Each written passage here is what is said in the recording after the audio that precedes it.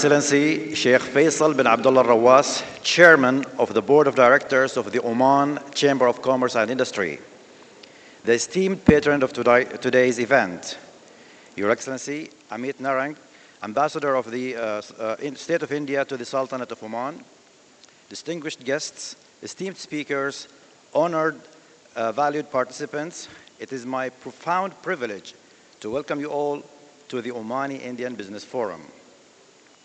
This forum stands as a testament to the enduring partnership between two nations, Oman and India, bound by centuries of history, cultural exchange, and mutual respect. Today, this partnership thrives as a cornerstone of regional and international cooperation, driven by shared aspirations for economic growth, innovation, and sustainability. As we embark on this inspiring journey of dialogue and partnership, let us reaffirm our shared commitment to building bridges of opportunity and fostering a legacy of mutual success. To officially begin today's proceedings, it is my honor to invite Dr. Abdullah bin Masoud Al-Harthi, Board Member of Oman Chamber of Commerce and Industry, and Chairman of the Omani CFO Program, to deliver the opening remarks. Please join me in welcoming him to the stage.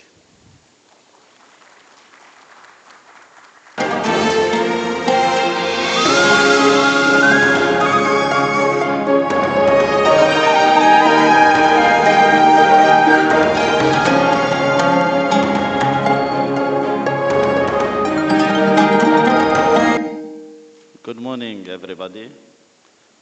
Your Excellency, dear Sheikh Faisal bin Abdullah Rawas, Chairman of Oman Chamber of Commerce and Industry, Your Excellency Amit, Ambassador of the Republic of India in the Sultanate of Oman, dear Excellencies, ladies and gentlemen, it is our great pleasure to welcome all of you to our second Oman-India Business Forum, which is organized jointly by Oman Chamber of Commerce and Industry and the Institute Chartered Accountants of India, Oman Chapter. The second forum aims to promote economics and commercial cooperation, also to develop the accountants and transfer of knowledge, and to increase exchange of trade and investments between both countries and GCC countries. Soon we will start our discussions and presentations where the investors and you as CFOs can discover different opportunities and incentives in the following sectors: in tourism, real estate development and smart cities, food security, and renewable energy. I'm pretty glad today that I'm standing in front of you for the second time in 1 year, and we would like to announce that we reach remarkable achievement in our Omani Chartered Accountant program. We are just waiting for the approval from the concerned government authorities. Soon, we are going to launch our internship training platform where all universities and colleges in the Sultanate of Oman, Oman Chamber of Commerce and Industry, and the Institute Chartered Accountant of India, Oman Chapter, will be members in this platform, and we will appoint soon a committee to manage it. On the other hand, our Omani CFO program, we completed 4 batches where we started in Dhofar, and the final batch was in South Al-Batina. We started with 30 participants, but Alhamdulillah, in Al-Batina South, the number doubled, and we crossed 70 participants. We promise to continue in delivering this program to all governorate region in the Sultanate of Oman all across the country. Finally, we thank His Excellency Sheikh Faisal bin Abdullah Rawas, our Chief Justice, Chairman of Oman Chamber of Commerce and Industry. Thanks to Your Excellency, the Ambassador of the Republic of India in the Sultanate of Oman. Thanks to all of you for your generous attendance and participation in this forum. Thank you.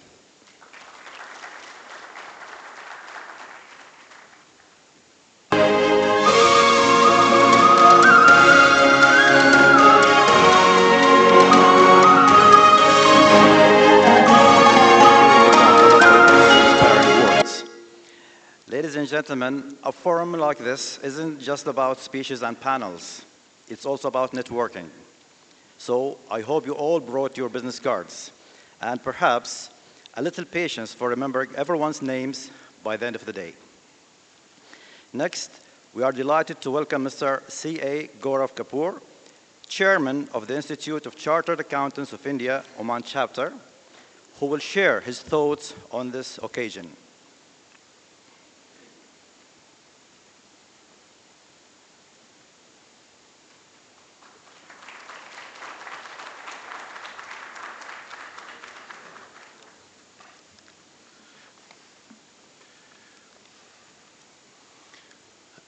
His Excellency Sheikh Faisal bin Abdullah Al Rawas, Chairman, Oman Chamber of Commerce and Industry, His Excellency Amit Narang, Ambassador of India to the Sultanate of Oman, other dignitaries, colleagues, friends, and everyone present here.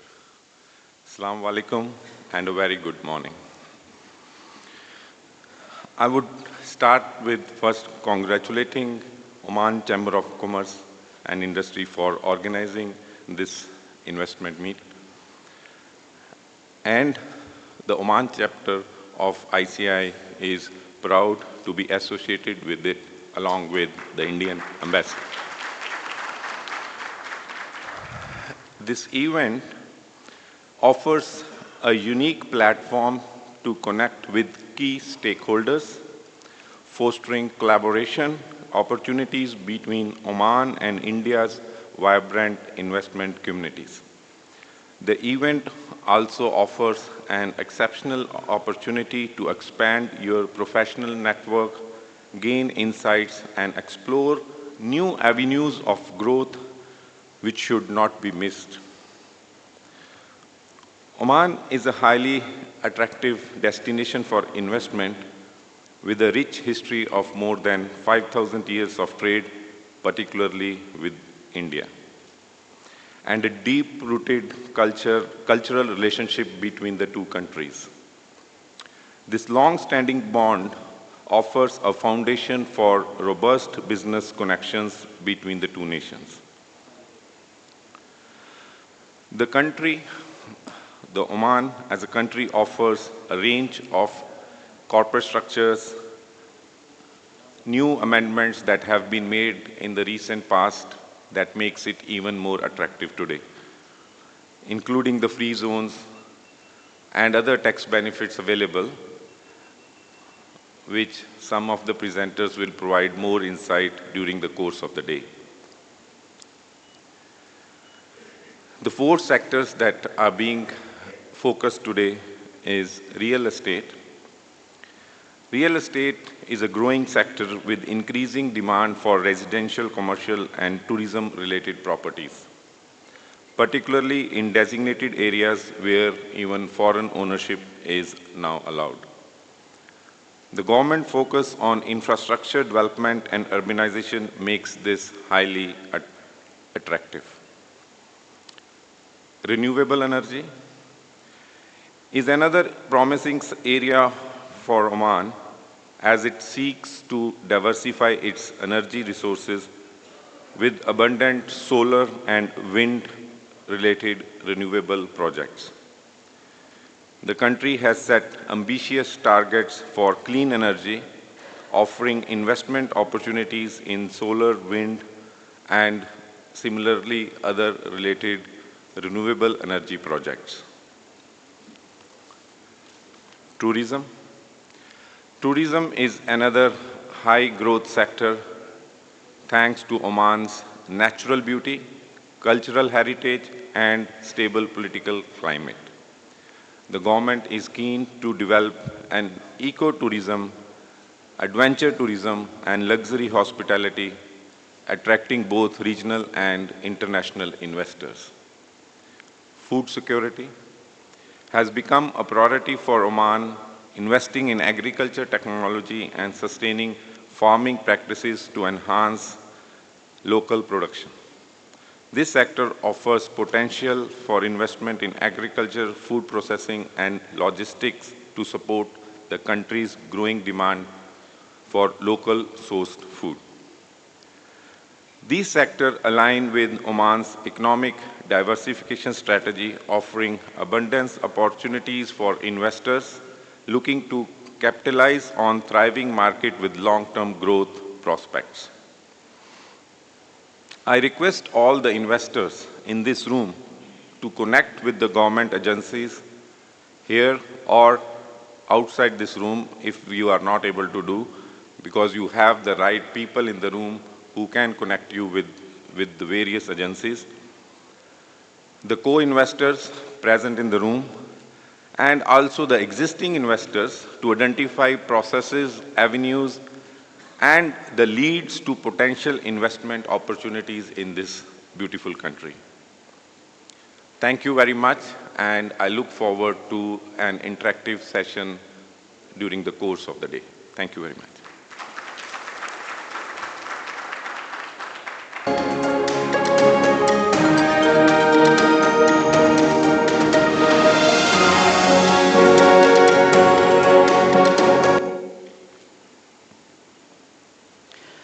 Thank you, Mr. Sheikh Gaurav Kapoor, for those remarks. Let's move forward with our program. Today also marks the official launch of the Student Internship Program, a visionary initiative designed to nurture the leaders of tomorrow. This program exemplifies the commitment of both nations to empowering youth and fostering knowledge exchange. Please join me in welcoming His Excellency Sheikh Faisal bin Abdullah Rawas, Chairman of the Board of Directors of the Oman Chamber of Commerce and Industry, to inaugurate this transformative program.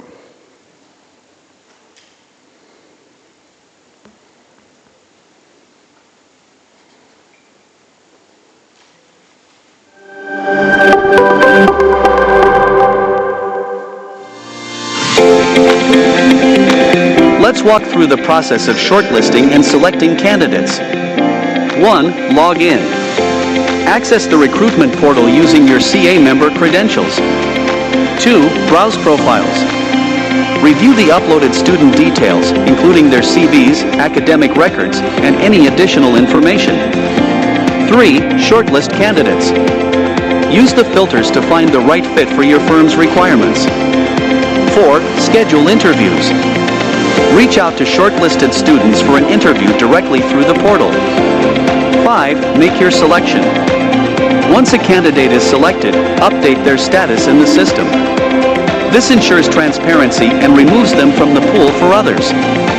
It's that simple.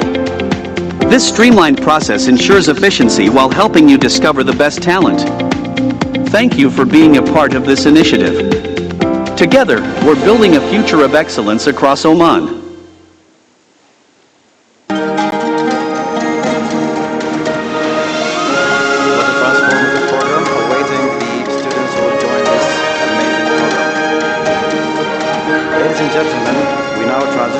Recognition ceremony, a special moment to honor individuals whose exceptional contributions have strengthened the bonds between Oman and India. These honorees symbolize the spirit of innovation, collaboration, and mutual respect that underpin our partnership. Please join me in recognizing the following individuals for their exceptional contributions to this forum. Mr. Davis Kalukaran.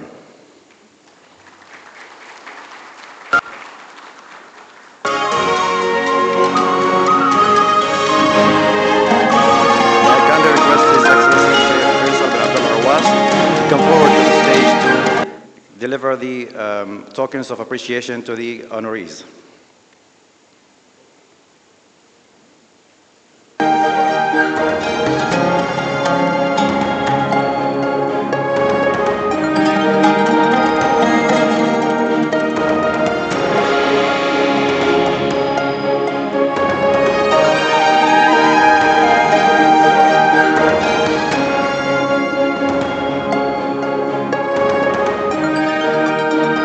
Engineer Saleh Shanfari.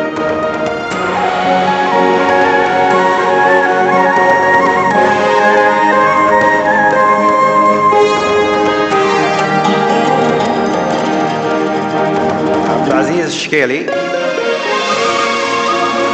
Mr. Davis Kalukaran.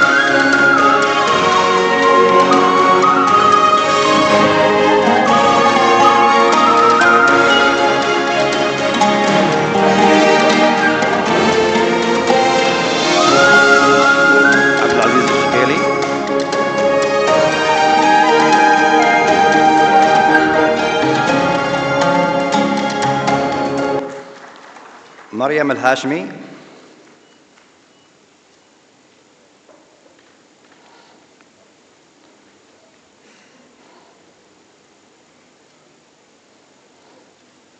مسلم الحارثي.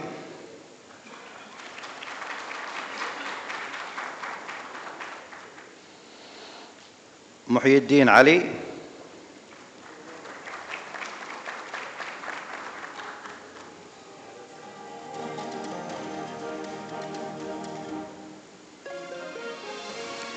ليلى الحضرمي.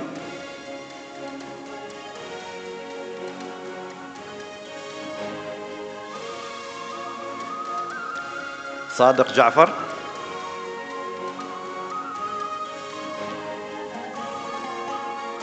ديرين دراج راج.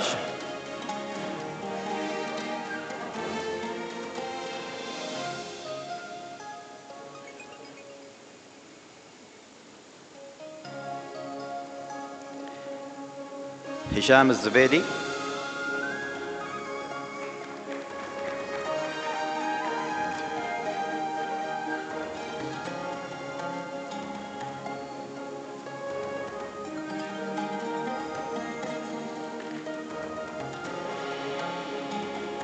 سالم العويمري.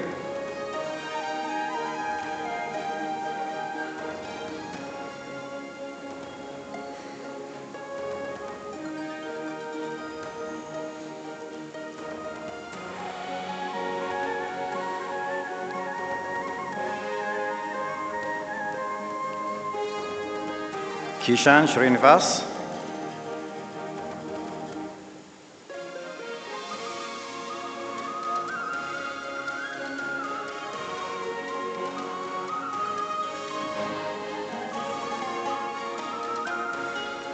شيماء الحسني.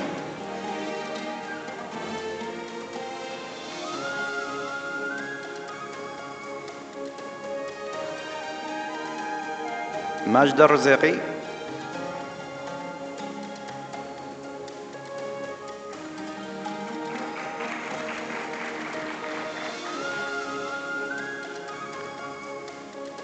فاطمة البلوشي.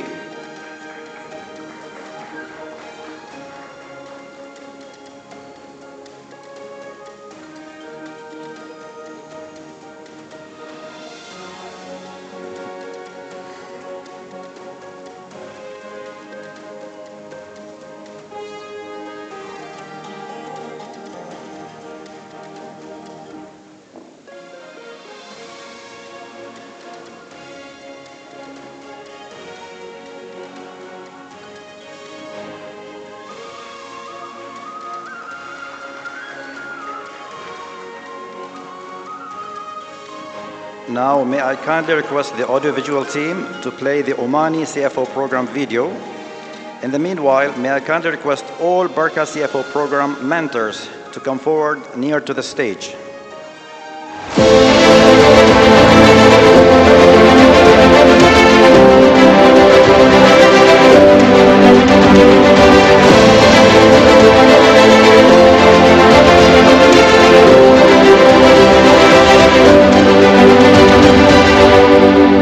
Welcome to the journey of empowering financial leadership, the Omani CFO Mentoring Program, a proud initiative of the ICAI Oman chapter in collaboration with the Oman Chamber of Commerce and Industry, OCCI.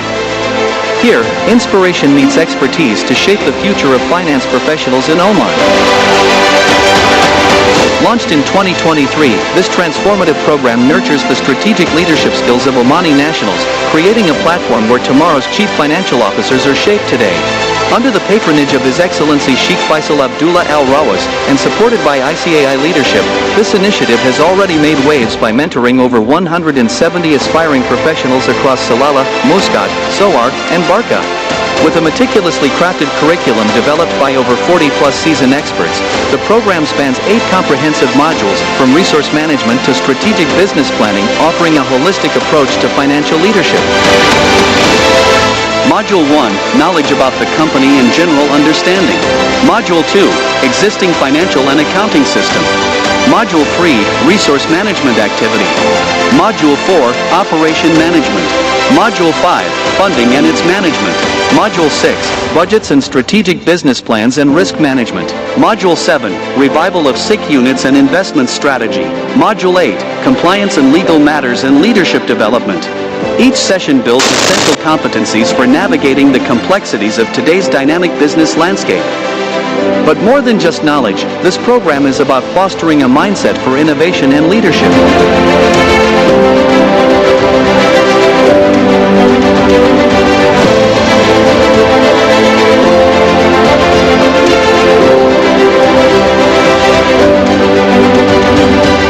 At the heart of this success are our dedicated mentors. With decades of expertise, they are the guiding force behind each participant's growth, sharing invaluable industry insights and experiences. Our mission is clear: to cultivate the next generation of financial leaders who will steer Oman's economy towards a prosperous future. With each batch, we witness the transformative power of mentorship and collaboration. As we celebrate the successes of the Salalah, Muscat, Soar, and Barca batches, we look forward to the future, continuing our journey of nurturing talent and driving excellence. The ICAI Oman chapter, an unwavering partner in Oman's journey towards financial empowerment. Together, we build leaders who not only see numbers but envision possibilities. The future of finance in Oman starts here. Now we would like to extend our recognition to the mentors of the Barca CFO program for their invaluable guidance and dedication. Okay.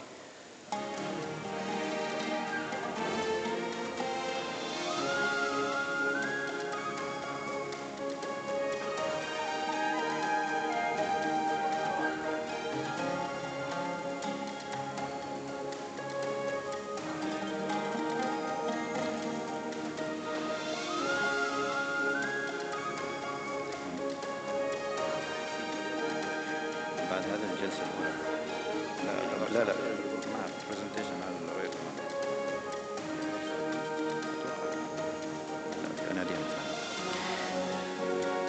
Naifeen al-Mazroui, Omani participant in Muscat batch, and now she has become mentor for the Omani CFO program.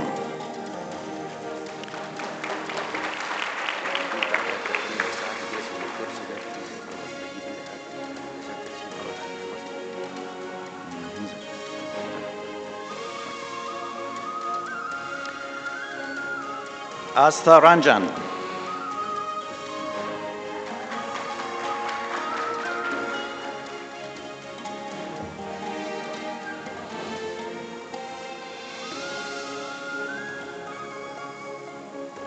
Agil James.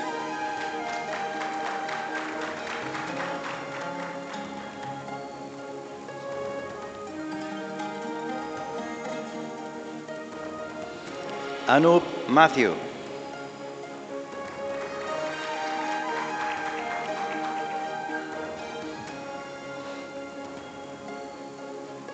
Anurada K.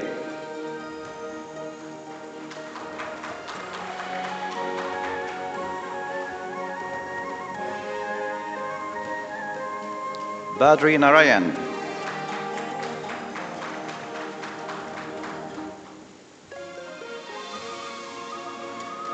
Bijo Joseph.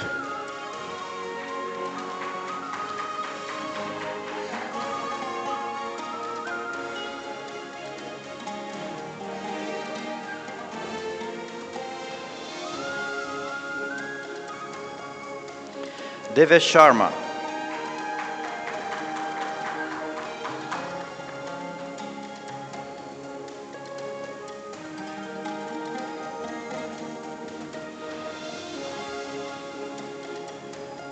Gaurav Kapoor.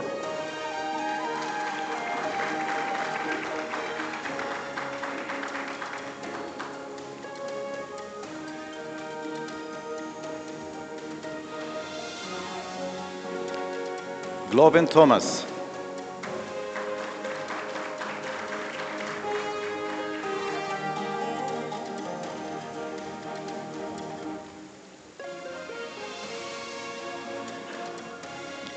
Har Kamal Kumar.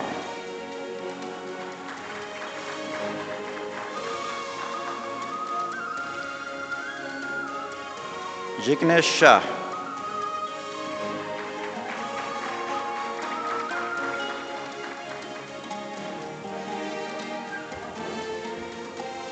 Jim Joseph.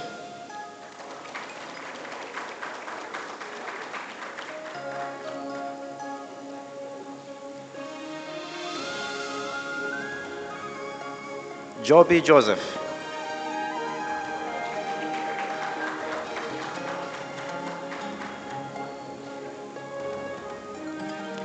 Manesh Jangir.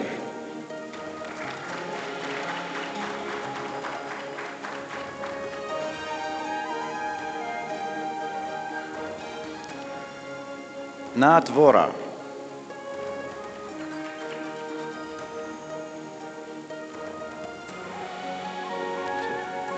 Niraj Rathi.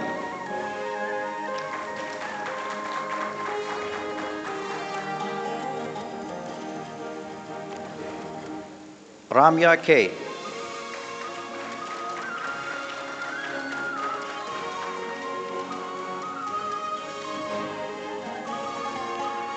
Ritesh Vatrana.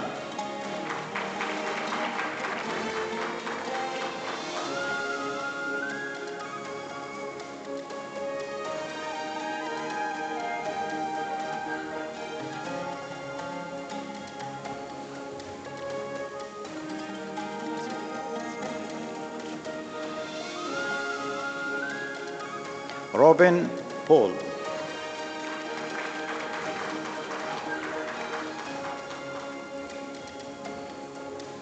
Sajeev Surendran. Samit Arora.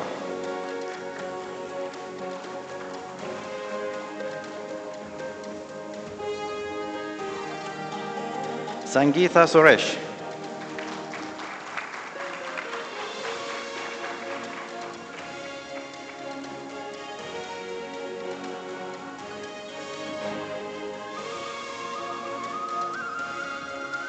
Srikanth MS.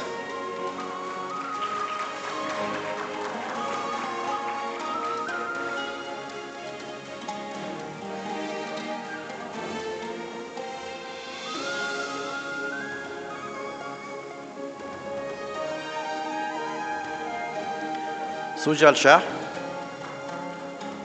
Omnesh Baumi, and Vishal Junka.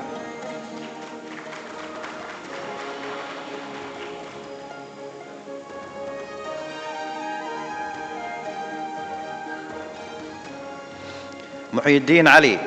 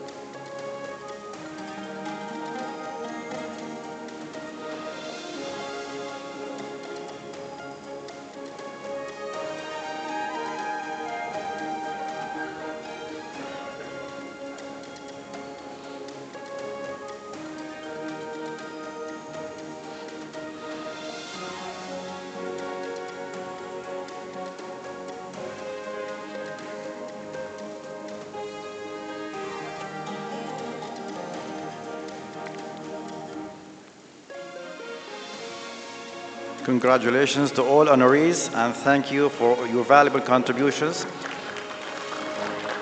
Thank you, Your Excellencies and distinguished guests.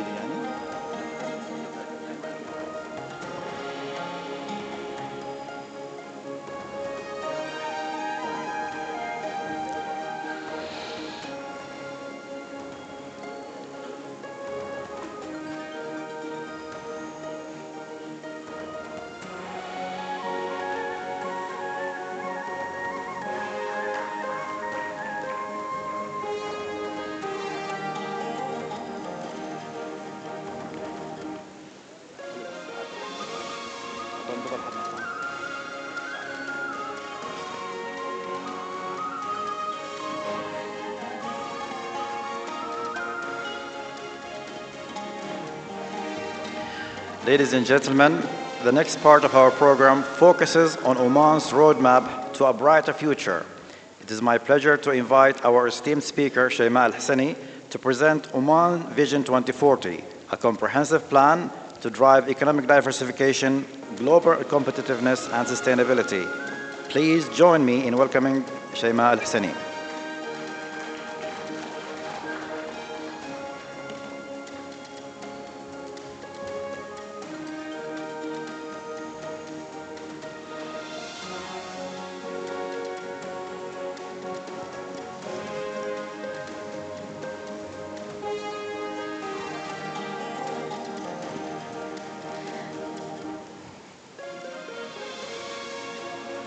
Good morning, Your Excellency, distinguished guests, ladies and gentlemen. It is a great pleasure to be part of this forum today, representing Oman Vision 2040. And I would like to first thank OCCI for this great opportunity and for hosting this event. My name is Shayma Al-Hassani. I am working in Oman Vision 2040 Implementation Follow-up Unit as a business development specialist, specifically in the priority of the private sector, investments, and international cooperations. I know it sounds a bit long.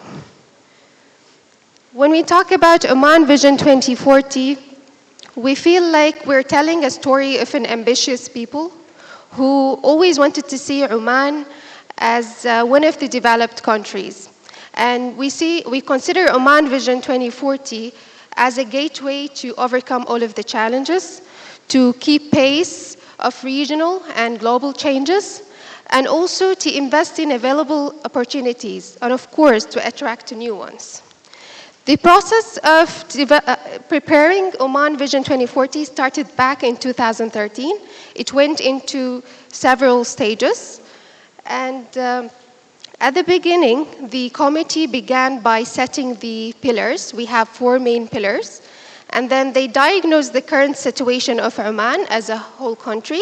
They came up with the challenges. They analyzed all of the challenges that we have in the economy.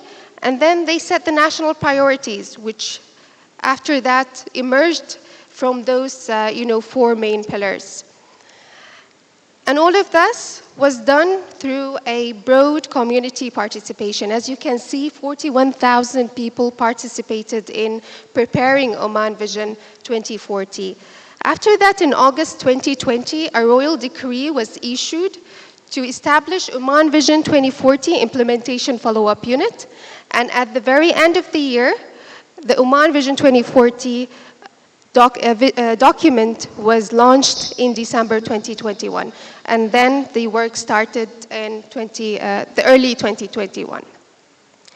But most importantly, and one of the maybe main questions we always ask ourselves, why do we, or what distinguishes Oman Vision 2040 from the rest of the world visions? There are several features. I'm going to mention maybe 2 or 3 for now. One of the main features is that Oman Vision 2040 is considered to be, let me say, a profound and maybe an ambitious vision. Why is that? Because it is aiming to make a structural change in the whole system of Oman. It is not having a focus area, not focusing on one area to change. It is focusing on the whole system of Oman, the economic, the social, the administrative, governance system. So the whole system. So you can say it's a comprehensive vision that touches all of the sectors in Oman. This is one feature. Another feature would be, I'm not sure if you have a chance to go to through Oman Vision 2040 document, you will see that the national priorities, we have around 12 national priorities. The national priorities are very linked and directly linked to the 17 SDGs. SDGs are the Sustainable Development Goals that are set by the United Nations back in 2015. And an example of these SDGs, I assume you all know, that not to have poverty, to zero hunger, gender equality, to achieve economic growth, to have a good quality of education, to have good health and well-being, to focus on innovation, infrastructure, and industry, and so on. So this is another feature. And maybe the last feature, I would say this is one of the features that we are always proud of, and I did mention it in this slide here. There was a broad community participation. We primarily ensured to reach out to the different level and segments of the society to participate in preparing Oman Vision 2040. And when I say different levels of the society, I really mean individuals, I mean Omani youth, I mean women, people with disabilities, I mean students from different level of studies, I mean the public and private sector, and I also mean the residents and expatriates in Oman. So everyone contributed in preparing Oman Vision 2040. These are the main pillars of Oman Vision 2040. We have 4 main pillars: people and society, economy and development. We have sustainable environment and governance and institutional performance. These also are the national priorities. We have around 12 national priorities that emerged from these main pillars. As you can see, and again, just to remind you, it is again linked to the 17 SDGs that is set by the UN. These are the pillars, and what are the national priorities in each pillar? People and society, we have education, health, we have national heritage and culture, well-being and social protection. We have governance and institutional performance pillar that is focusing on legislative and judicial and also governance system in Oman. And we have also sustainable environment that has only one national priority, environment and natural resources.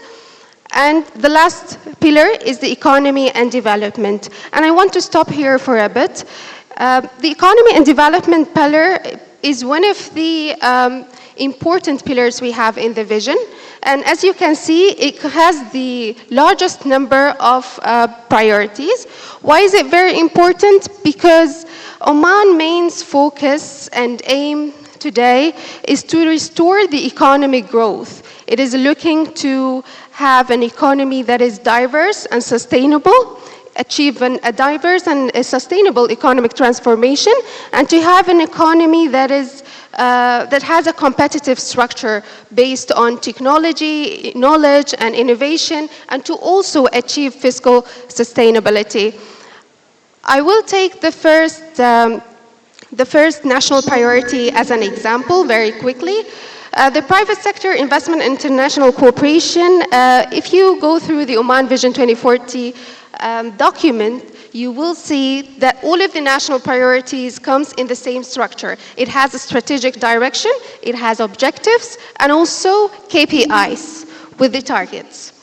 The strategic direction for this national priority basically is to enable the private sector to lead the economy going forward. And also we have the objectives. In the document itself, it's originally around 7 objectives. For here we only kept 4, just as an example. We also have an indicator, KPI, Key Performance Indicator. The total number of KPIs in the Oman Vision 2040 document is around 68 KPIs. 50% of those KPIs are international KPIs. And this one, as an example, for one of the international KPIs, economic freedom of the world. In the document, we also have targets for each KPI. We have a target for 2030, and we also have a target for 2040. We are aiming to reach top 50 countries by 2030, and as the top 40 countries by 2040. As of the latest statistics, we reached 56 rank in 2024. Last year, or the year before, in 2023, we were at 95. So you can see that we advanced 39 ranks in 1 year, and this is very, very good indicator. You can also see that this indicator, this 56 is very close to our target in 2030. And that's why I will say we might become a developed country in 2040 or even before. This is the second priority. It is very straightforward as the one before. And I would like to end my presentation with this slide. So apart from the pillars we have and the national priorities, we also have something we call national programs. These national programs, we have 4 main national programs. These are accelerated programs. They are designed to find immediate and fast solutions for the challenges that Oman is facing today. As I said, we have 6 main programs. They are all aligned with the 5-year development plan that is set by the Ministry of Economy. And each and every program of these follows a government entity and also follows a national priority in the vision. We have the program of fiscal sustainability. We have economic diversification program. We have the Nazdaher program, which was focusing for the first 2 years in investment and export development. And then now it is focusing in private sector and foreign trade development. From here, you can see that these programs are very flexible. Depending on the current stage requirement of the economy, we change the work of scope for these programs. We also have an employment program. We have the program for zero carbon neutrality, which is to be achieved by 2050, and also the digital transformation program. This is a quick brief about Oman Vision 2040. I hope it is clear enough. If for more information, again, you can always go through the Oman Vision 2040 Implementation Follow-Up Unit website, go through the vision document, Oman Vision 2040 document. It's accessible online. I hope you enjoyed the rest of the day. Thank you.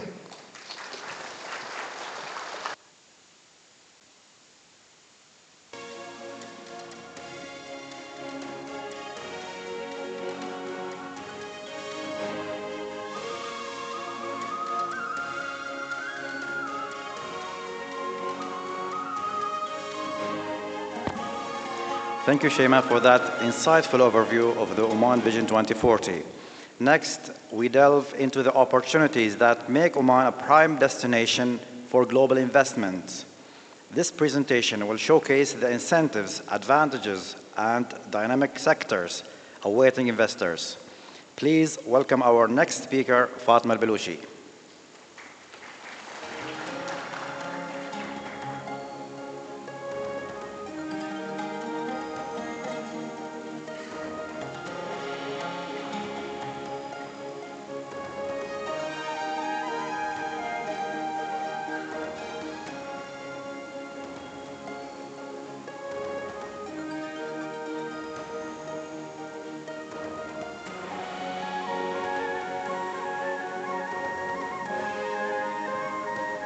Your Excellencies, our esteemed guests, good morning. Today, I will be presenting about investment environment in Oman and why Oman is an attractive destination for investors.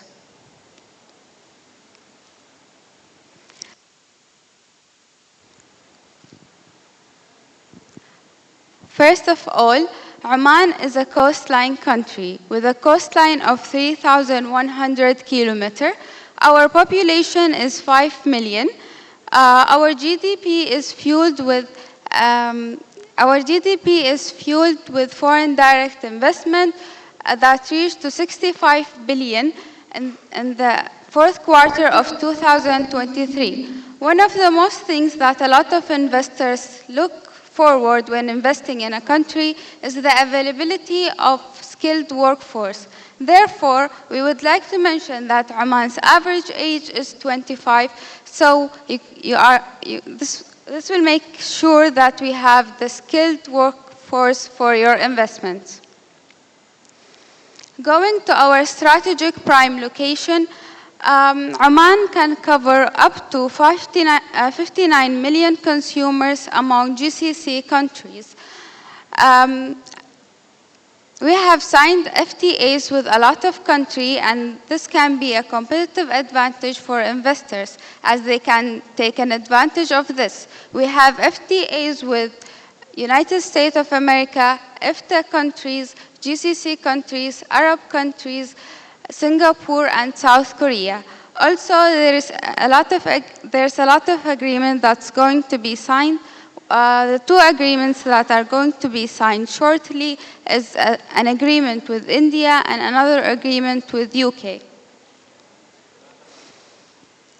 Also, we are a global connectivity hub, as we can reach to a lot of major cities within few hours of flight.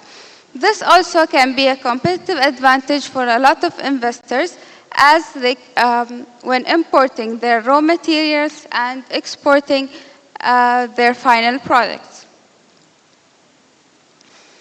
When coming to economic stability, Oman has a promising economic stability based on global agencies such as Fitch Rating, Moody's, and Standard & Poor's. Our rating has been changed in the last 2 months from stable to positive, which makes Oman the only country that they have increased their rating 6 times in the last 2 years.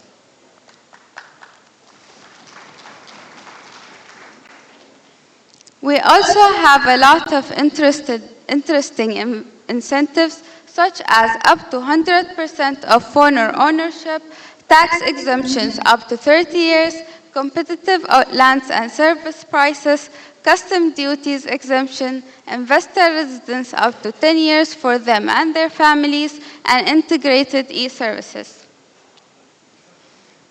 Going to industrial economics and free zone, such as Salalah, Suhar, Duqm, and Al-Mazyuna, they have already attracted more than 52 billion USD dollars. These strategic areas provide unique incentives and infrastructures for investors. Also, based on Oman's Vision 2040, there will be 22 strategic areas. My colleagues here from OPAS, they will explain this part in much details.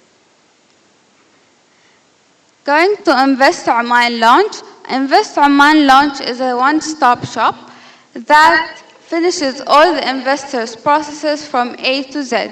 We have 15 government entities and 6 private entities.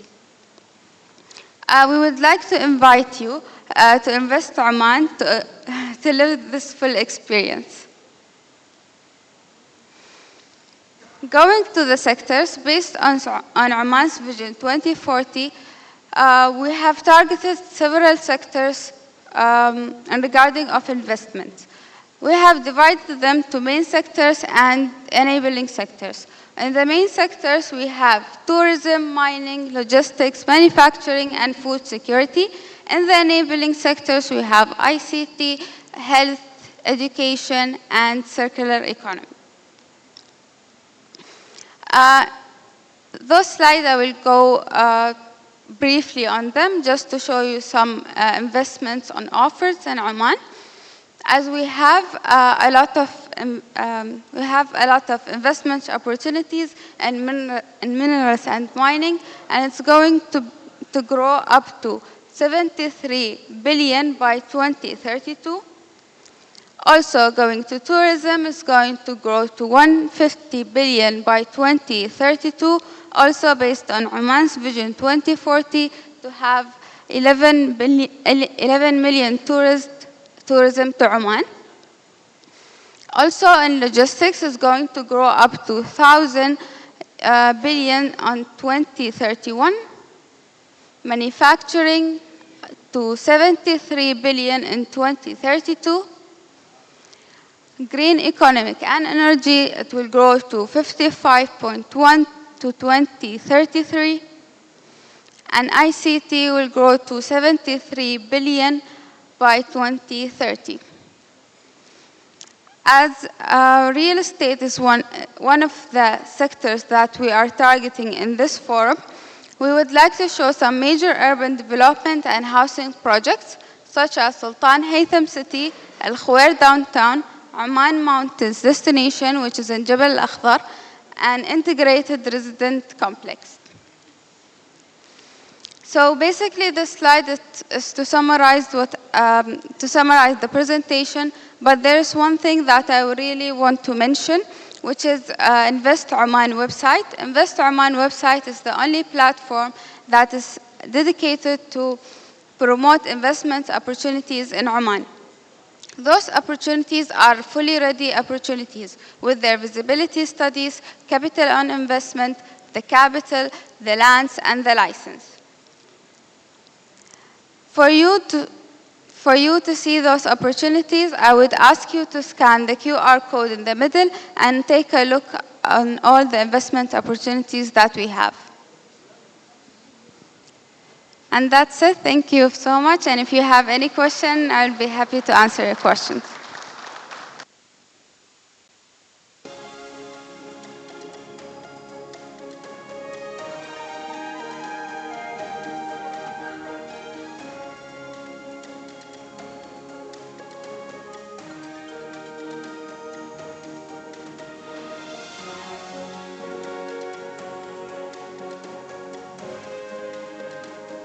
Thank you, Fatma, for your informative presentation. Now we begin our first panel discussion of the day, focusing on two essential pillars of sustainability and growth: food security and renewable energy. These sectors not only address global challenges, but also hold immense potential for innovation and collaboration between Oman and India. Moderating this session is Mr. Davis Kalukuran, Deputy Chairman of the Foreign Investment Committee at the Oman Chamber of Commerce and Industry. He will be joined by an esteemed panel of experts. Mr. Davies.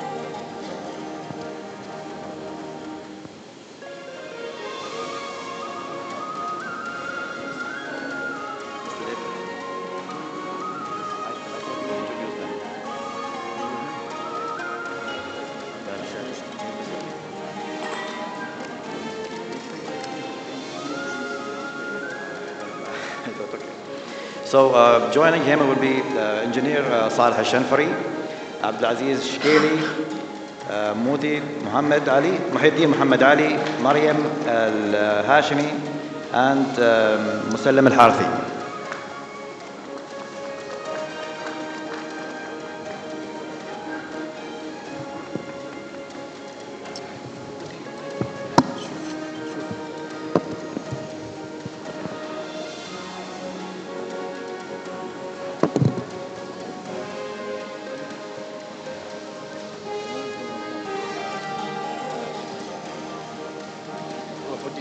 حلو انت تعرف مشغلك.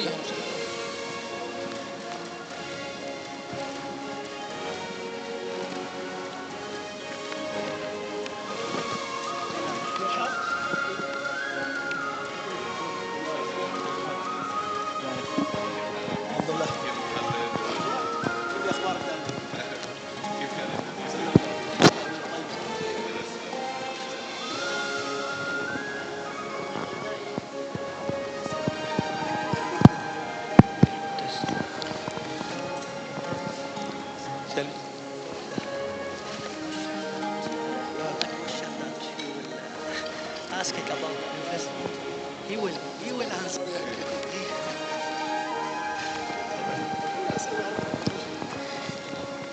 Shall we start?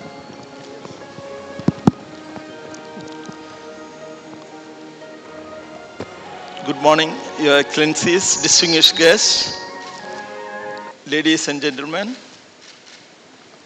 It's a great opportunity for me, and I thank the Oman Chamber of Commerce and Industry, and the Institute of Chartered Accountants of India for having entrusted this responsibility on me for moderating this distinguished panel.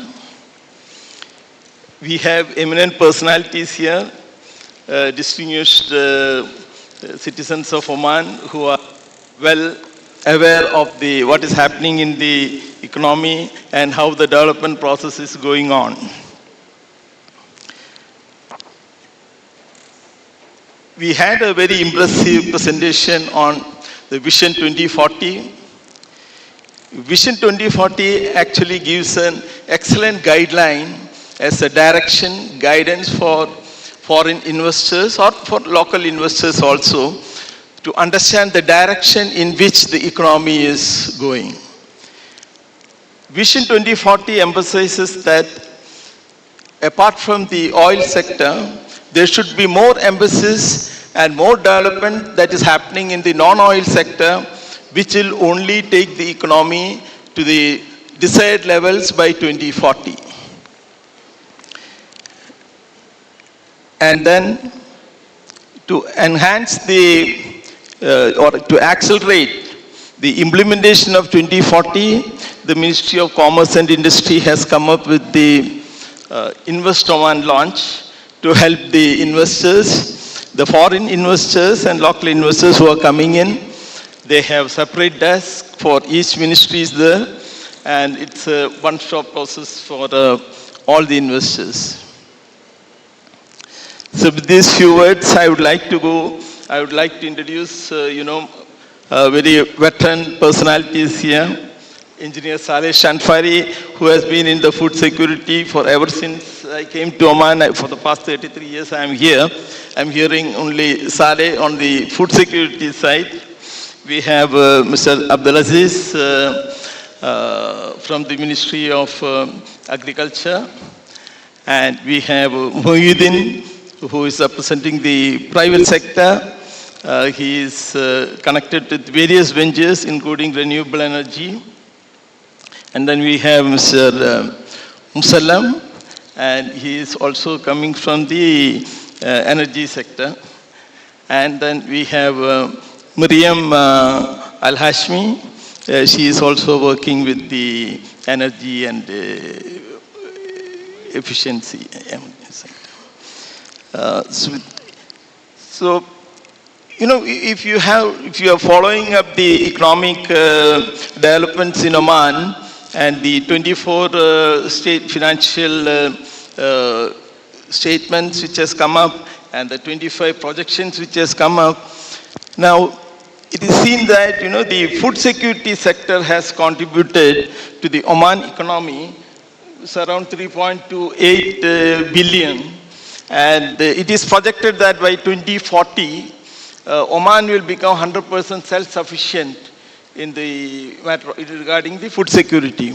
So, Engineer Saleh is a veteran in this field, and could you please highlight, the opportunities available in this food security sector, and which can attract more and more foreign investors?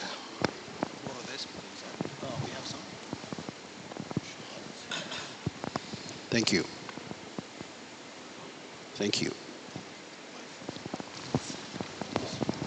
It's okay. Thank you very much. Assalamu alaikum wa rahmatullah. Good morning to all of you. Thank you very much for inviting me to this panel session. Regarding the question regarding food security opportunities in Oman, especially for the investment sector. Let us start by a little bit of an introduction to the definition of food security. UN FAO defines food security, said food security occurs when everybody in the society have access to sufficient, healthy, affordable food, which is the case in Oman. Today, as announced yesterday, Oman is the lowest cost in terms of the food basket. That was announced yesterday. Oman is the lowest. If you buy a meal in Oman and buy the same meal in other GCC countries, Oman happens to be the less costly, the most affordable, which is a good sign that the cost of living in the country is quite meaningful.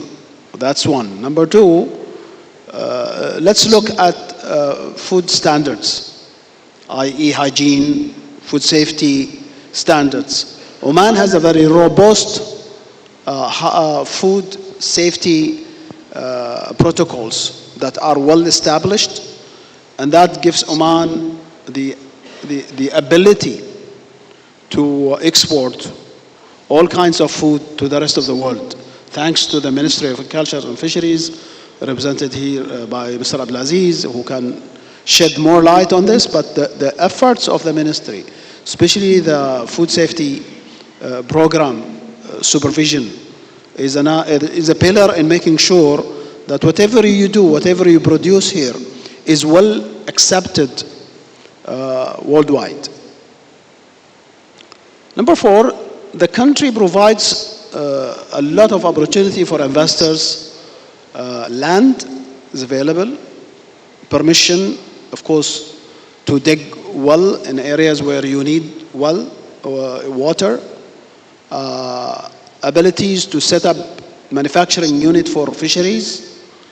Of course, recently Oman have launched one of the largest tuna manufacturing unit in Tuqum. That was last month.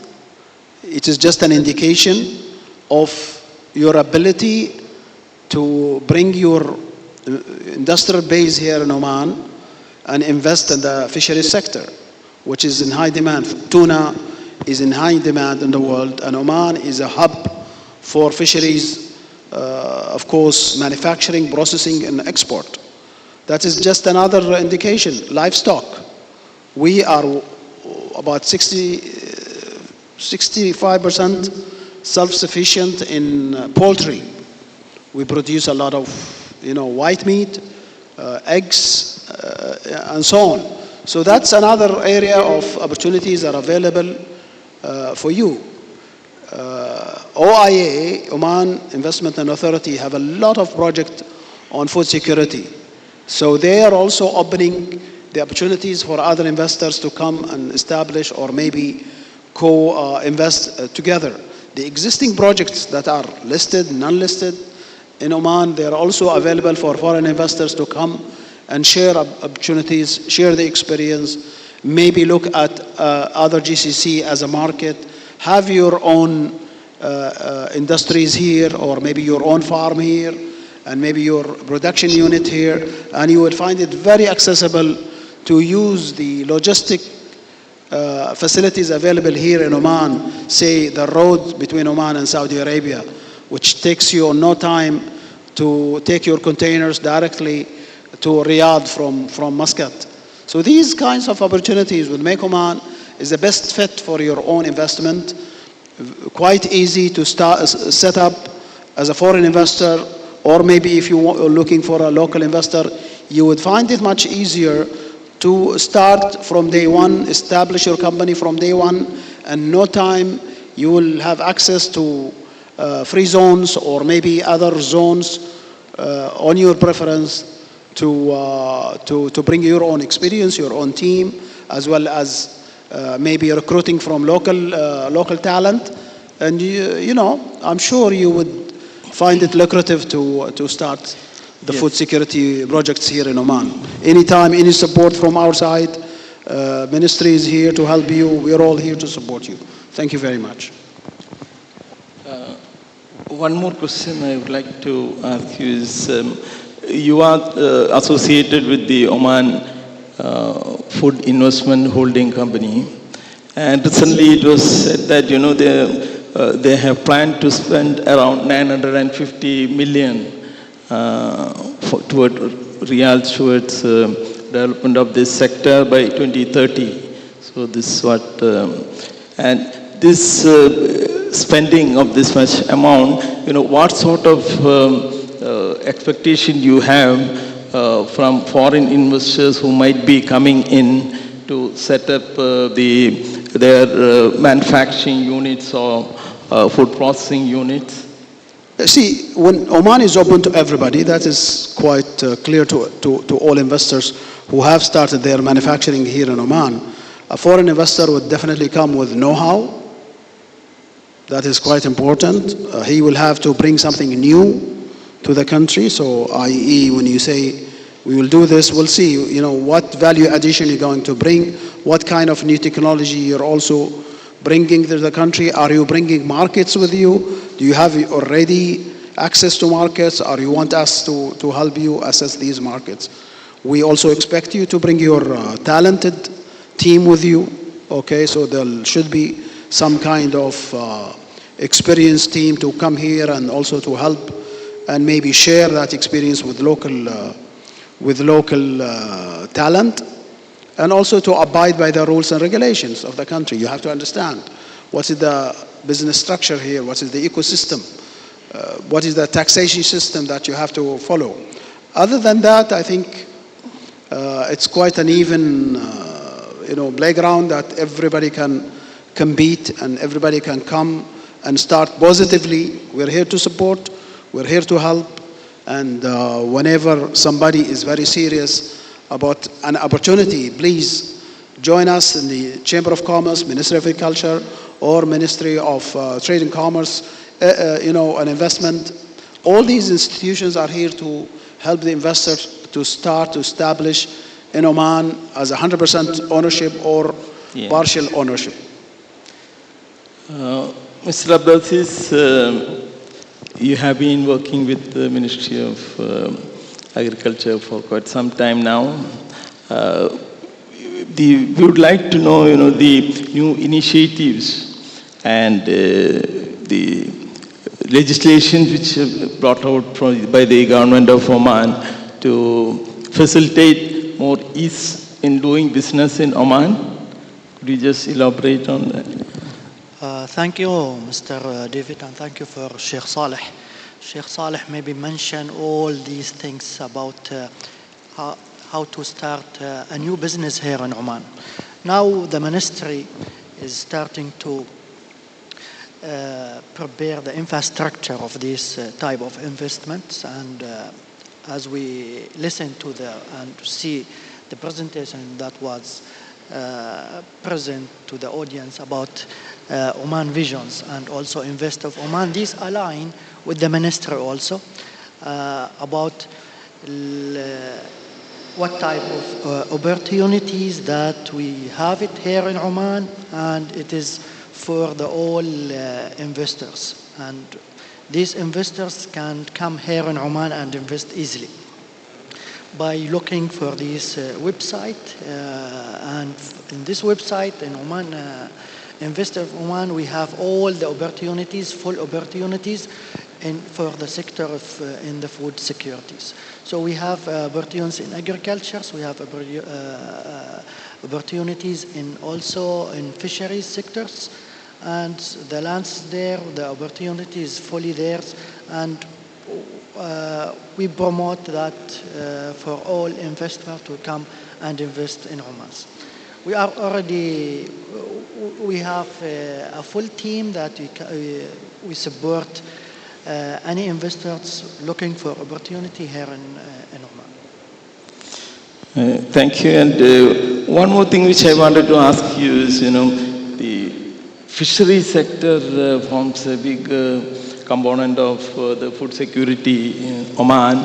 And it is stated that, the current GDP being contributed by the fishery sector to the Oman GDP is about 2.5%. And it is expected that by 2030 it will go up to 5%, and by 2040 it is going up to 10%. So we see that, there is excellent opportunities available in the fishery sector. Okay, mainly for, it's not, while the fish catch is limited because of the regulations and things, but there is excellent opportunity for food processing. The value addition services, which in certain quarters, which I heard was, the value addition which is made into the seafood in Oman, it can be increased multifold, which is likely to give excellent employment opportunities and also export opportunities for the government. So could you just explain on, the opportunities available in the fishery sector in the Sultanate? Yeah. Okay, can I contribute for this question? Maybe I will hand over to Sheikh Saleh also. Now Oman is looking for non-oil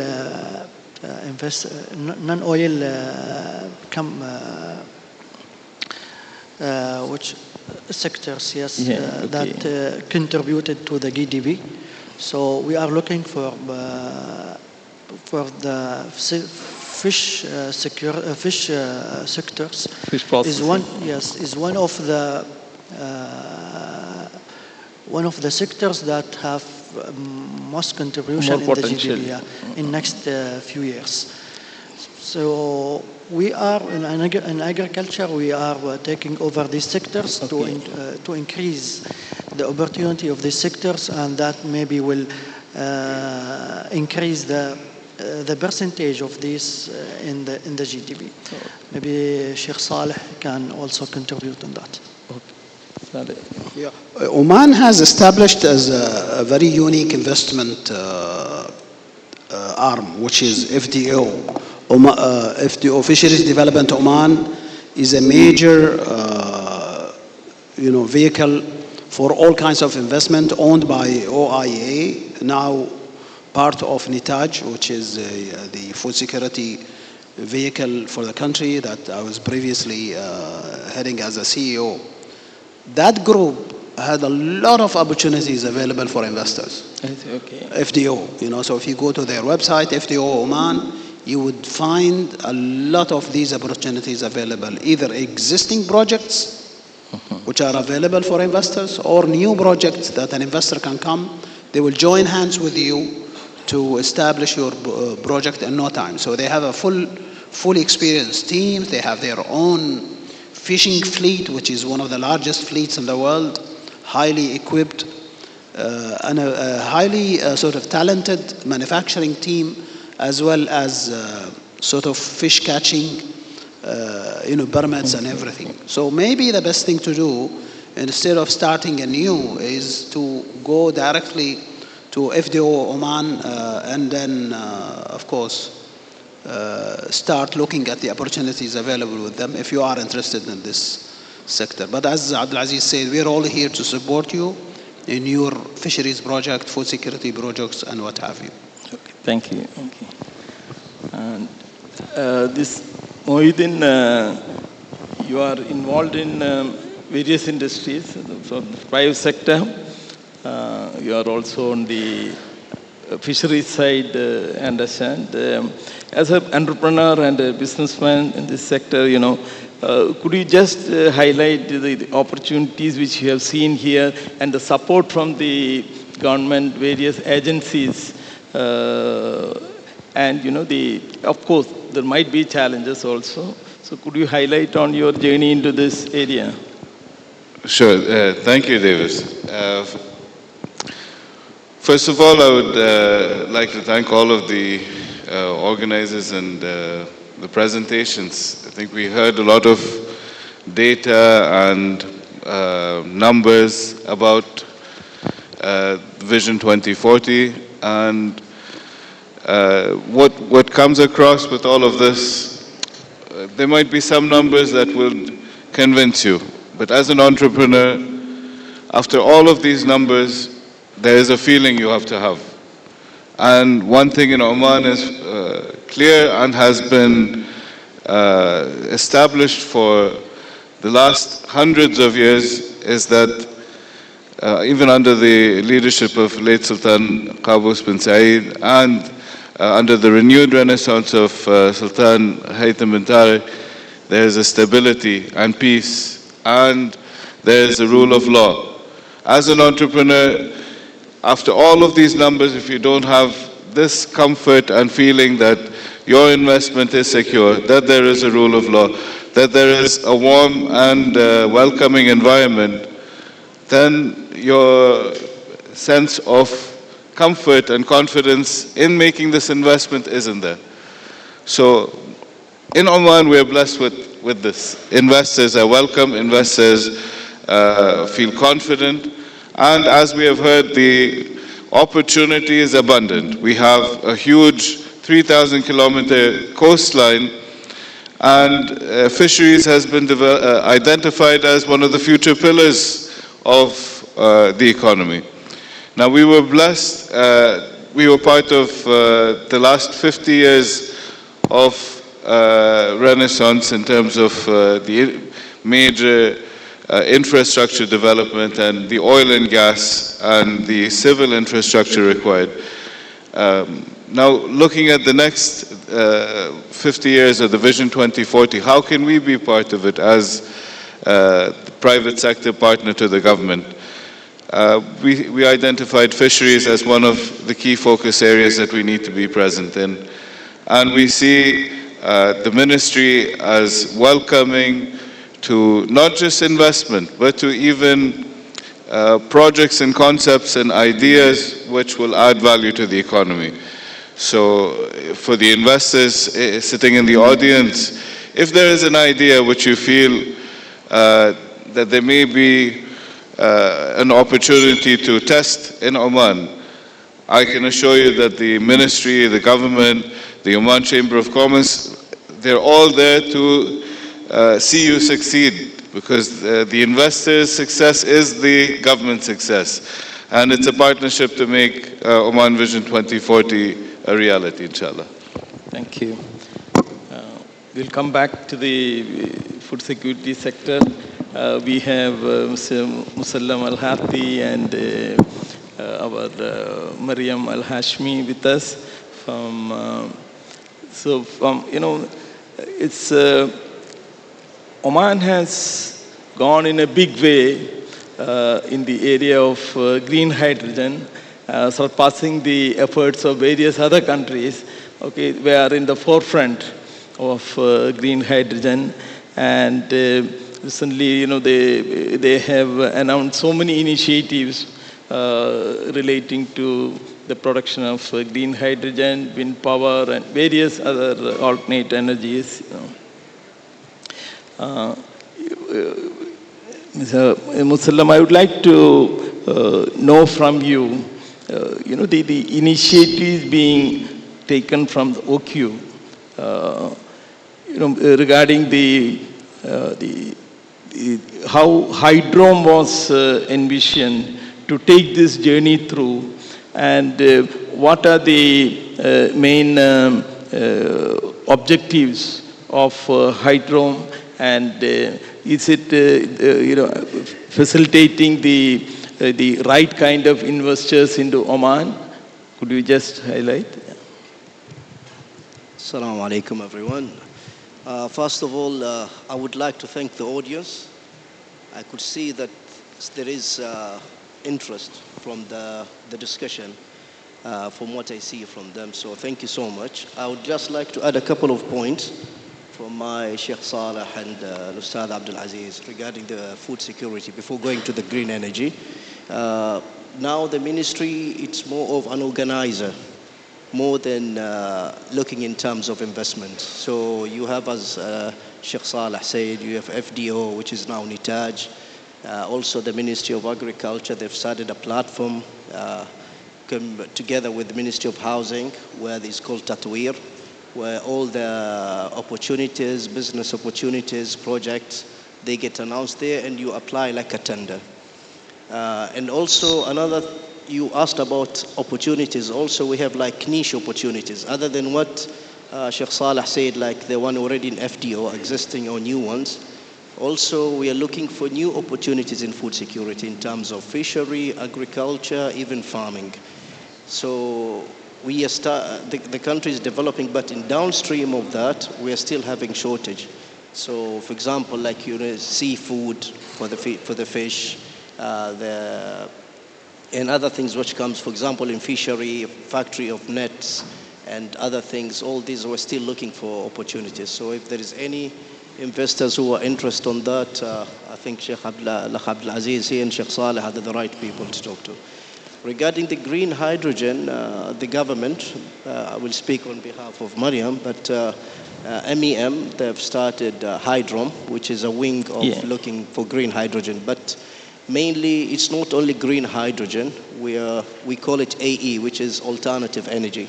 So in terms of solar panels, renewable energy, blue hydrogen, green hydrogen, and the idea is from the ministry to be ranked #1 in the world in terms of green hydrogen. And this is our goal.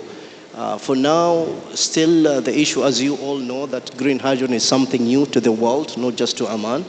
So there are a couple of initiatives that have been started. One of it is to do a pilot green hydrogen plant, which is to be green. You know, you need to start from all the way from where you get your energy to the electricity, all to be green. So that project is going on in OQ. And we have a separate, it used to be SBU, now it will be an independent company to give it more authority.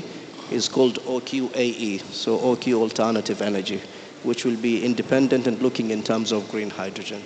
So green hydrogen, there is still a lot of opportunities. The government is looking very much into that, and His Majesty as well, he's following up on that we want to be a leaders in green hydrogen. So if any other further clarification or question, you can just let me know. I can guide you to the OQAE, which is considered by the government as a green hydrogen champion. Okay. On that. Thank you. That is good, good to know. And I would like to ask Mariam, she's on she's on the policies and strategies and with the Ministry of Energy. So, could you just elaborate on, the recent developments within the ministry, which they have bring out new policies and guidelines for attracting more and more investors into the alternate and renewable energy side, and in terms of employment also, how it is going to be. Okay, how these policies will be helping the investors. Thank you, Dr. Davis, and thank you for the Oman Chamber for Commerce and Industry for arranging this event, and thank you for having me today. As you all know, the energy sector is undergoing a profound transition, and the demand for energy is growing, and especially the demand for sustainable and green energy. To fuel all of the economic sectors, we need this energy. And the objective of the energy sector is to decarbonize the sector orderly while maintaining the competitiveness of the sector, energy security, and grow low carbon economy, and create a value to the nation. In regards for the policies and strategies, the Ministry of Energy and Minerals has just concluded the energy transition policy. The policy defined targets for decarbonizing the energy sector, and the targets are for five decarbonization levels. Energy efficiency, we have targets to decarbonize the power sector, which is the share of renewable energy in energy mix. And the target is to reach from 30 to 40% of power in the grid from renewable energy sources by 2030, moving to 60 to 70 by 2040, and then to reach between 90 to 100% renewable energy share in the grid by 2050.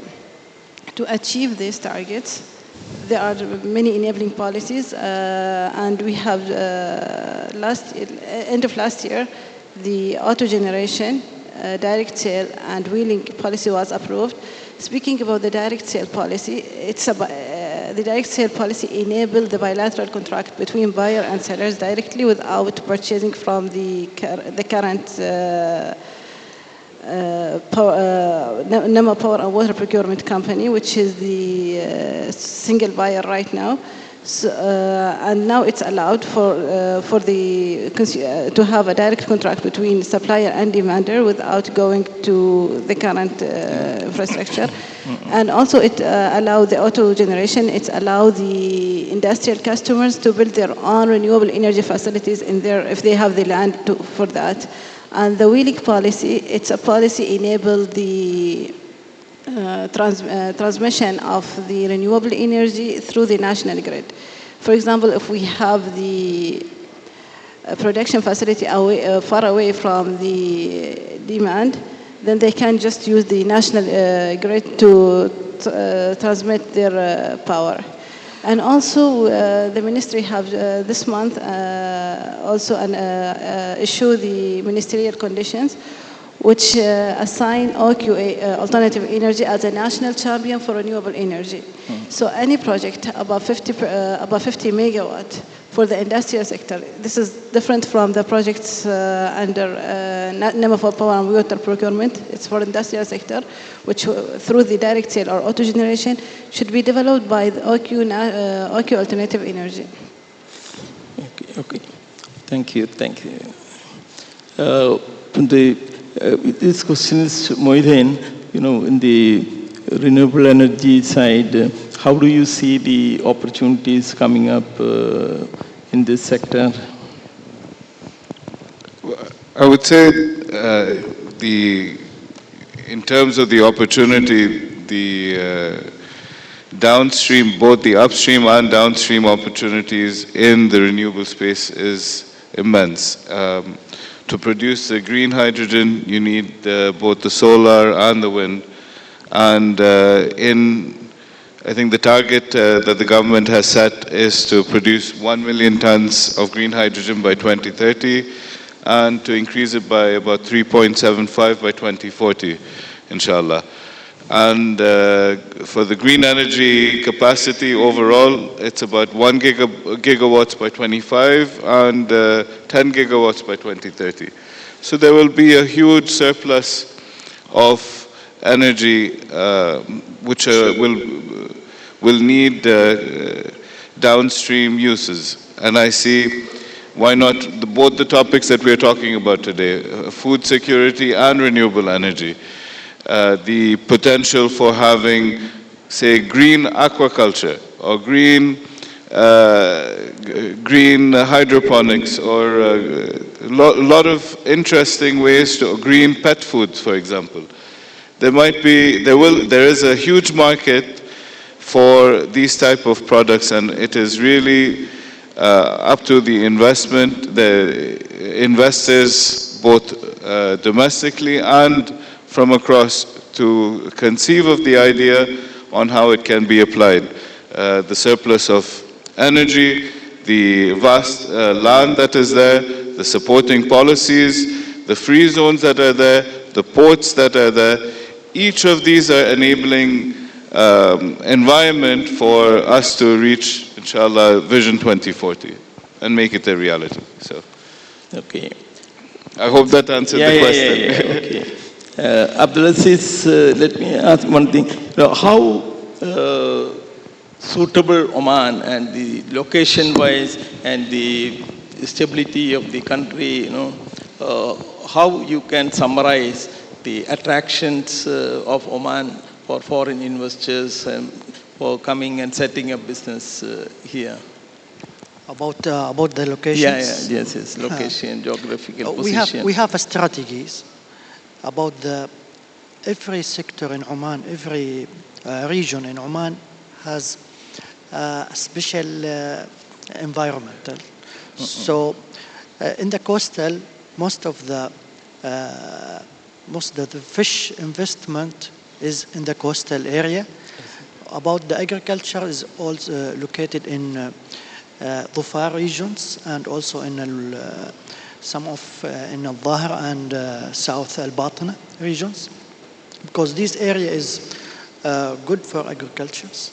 Also in Al-Wusta and Al-Sharqiyya, some of animals investments are located there. So these insights give us a clear where our investment and opportunity be there. This is about the relocations opportunities. Yeah, all right, okay, yeah, that's fine. Okay, engineers, this food security, the first thing which comes to our mind is food storage also.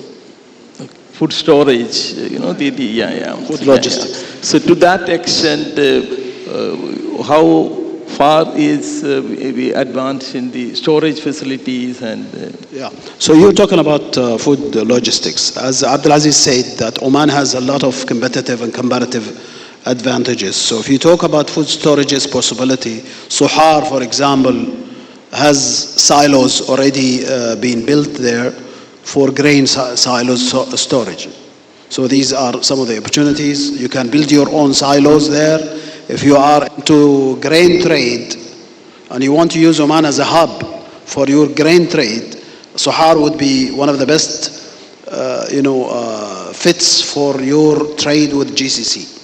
If you're targeting East Africa, Salalah would be best fit for your silos, for your grain storages, and also for your own distribution, as Salalah has access to Yemen, to East African countries, all these East African countries. And if you're looking at overall Indian Ocean Rim countries where Oman and India are partners, Duqm would be the best fit.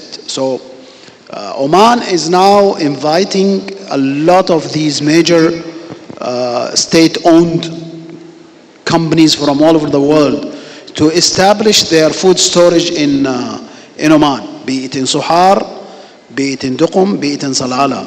So that is an opportunity for you, because then you are away from all kinds of conflict and also away from major environmental disasters. As you know very well, where India, a lot of food is lost because of storage, especially rice and grains. So Oman provides that kind of environment because of the, the competitive and comparative location.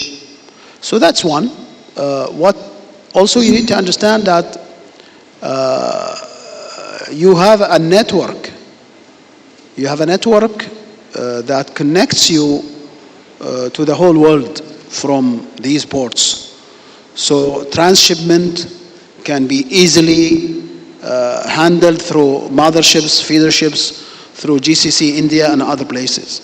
So if you look at the location of these ports, you would find it quite fit from India to Oman.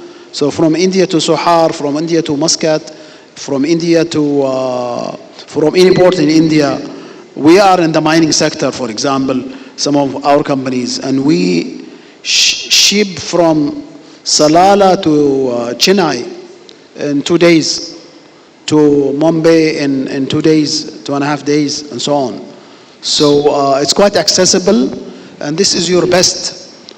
Even if you decide to bring in your raw material here, process here in Oman, and then shift to the rest of the world, Oman to New York, you would need like 17 days to reach to New York from Salalah or from Duqm. So these are the kind of accessibility opportunities that you would be having here. So those who have started early definitely will make use also of our FTA agreement with the US, okay, and our GCC trade agreements that will allow your product from Oman to be treated as Omani product, and then you quite easily ship to Saudi, which are huge, 35 million, and or other GCC totaling of more than 55 million sort of people there, living there. But then we have access to other places like Iraq, Iran, Syria now, or Egypt, these countries which need a lot of support and help now in the food sector. Thank you. Okay, thank you. Mr. Mohiuddin, you're from private sector, as I said, could you just highlight the incentives and the tax systems, incentives and the taxability of the industries which are coming in Oman, So I think our fellow panelist, the engineer Sheikh Saleh, had also mentioned about the strategic grain storage. All of these, what he has mentioned, is also comes with 0% of import and re-export. So for companies that are looking to have a stable, healthy infrastructure even tapping into the banking and financial environment of Oman, this is an excellent opportunity. The second part, I had missed what you had said. If you could just repeat that. Any tax incentives or something? So in the free zones, there's a 30-year tax-free window and a lot of supporting policies that help a business in the starting years in terms of Omanization or even in terms of the infrastructure that is there. Each of these economic zones, whether Sohar, in Dukum or in Salala, have enabling policies that help set up a new business, that help nurture it, and with the free trade agreements that are there, and even with the CEPA, Comprehensive Economic Partnership Agreement that's in the works with India as well, the access to large global markets is easy and it is supported, and you have I see in our own case, for example, today we are manufacturing in Dukum, we are processing in Dukum, we are selling all the way from Vietnam to Japan to even China. And now with our European license in place as well, we'll be accessing the European market, inshallah. So we see all of these trading partners see Oman as in a positive light. From political stability, from economic stability, from the warmth that is there. Whenever there's a visit to our facilities, to the country, there's always a positive reception. So again, as I said in the beginning, the numbers mean something and can convince an investor and an entrepreneur. But the feeling that you have and the confidence and the sense of comfort that we have in Oman is a blessing, and that will encourage more and more investment to come into the country, inshallah. Yeah, it's good to know the confidence from the private sector also. It's an excellent opportunities going forward for Oman in the because we are at this level, we can raise it to this level. Big opportunities, as I said, in each sectors. If I say the non-oil sectors also, which has been envisioned in the Vision 2040, the opportunities are huge. Okay, for each sector. They said, be it in the tourism sector, the energy sector, or logistics sector, because logistics, everything is interconnected. Once you said the fishery sector, the logistics is one of the most important criteria. So we have, as far as Oman is concerned, we are ready. We have Oman is ranked at rank 10 in terms of infrastructure of road transport is concerned in the world. Okay. And our ports and airports are excellent, state-of-the-art facilities. from Salalah to Sohar, Dukkam to Muscat, the seaports are excellent. It's a very viable strategic locations. So we have everything ready here. The infrastructure is ready, and the resources are ready. So the thing is, we are just waiting for the new investors to come, gain more confidence in our economy, and this is what the government is trying to do. It will create more and more employment, and more entrepreneurs will come. Yeah.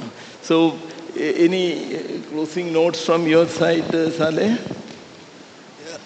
Just one point what I'd like to add. It's also in terms of attractiveness, other than stability, also the lifestyle. Lifestyle in Oman is different to the other part of the countries in terms of safety, in terms of lifestyle of the people. That's why you see a lot of foreigners, they take time to come to Oman, but as soon as they come to Oman, they don't like to leave Oman. So this is just, I'd like to inform whoever first time coming to Oman, that the lifestyle is totally different and it's very interesting.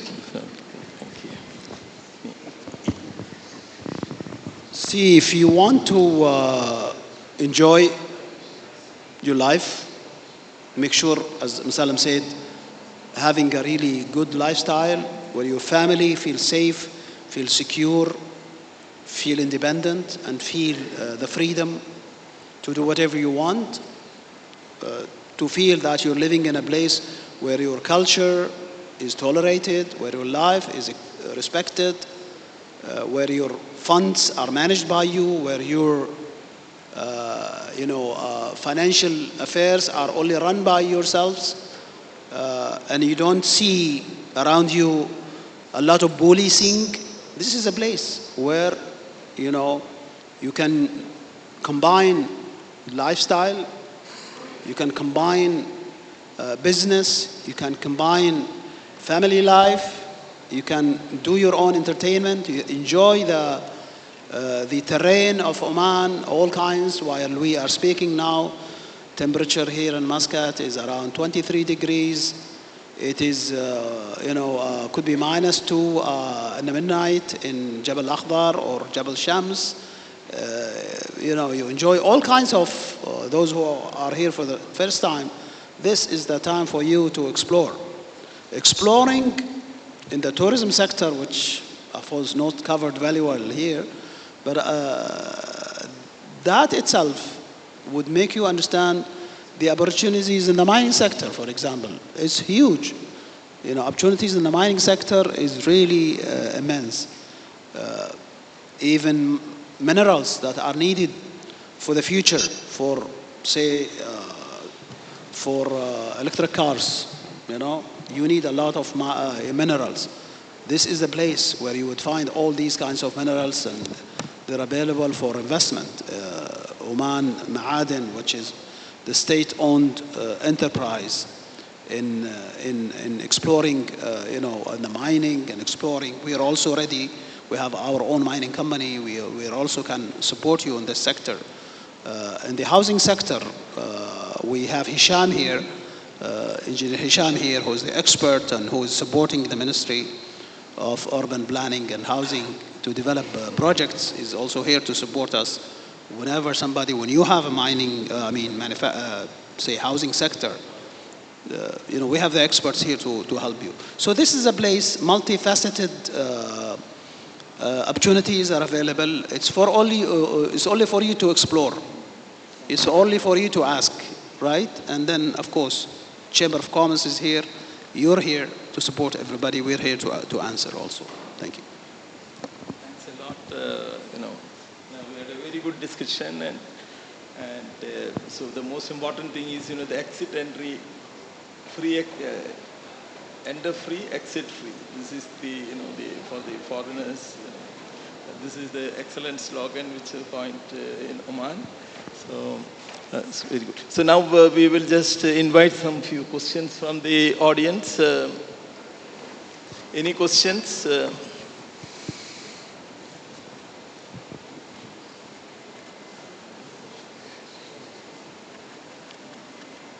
Maybe some comments.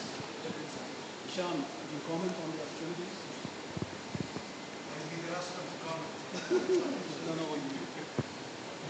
New sector. Yeah, please.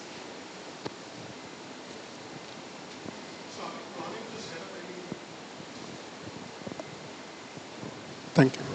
So are we also planning to set up any solar farms or anything with discussions with any of the Indian companies who can possibly be invited to come down to Oman?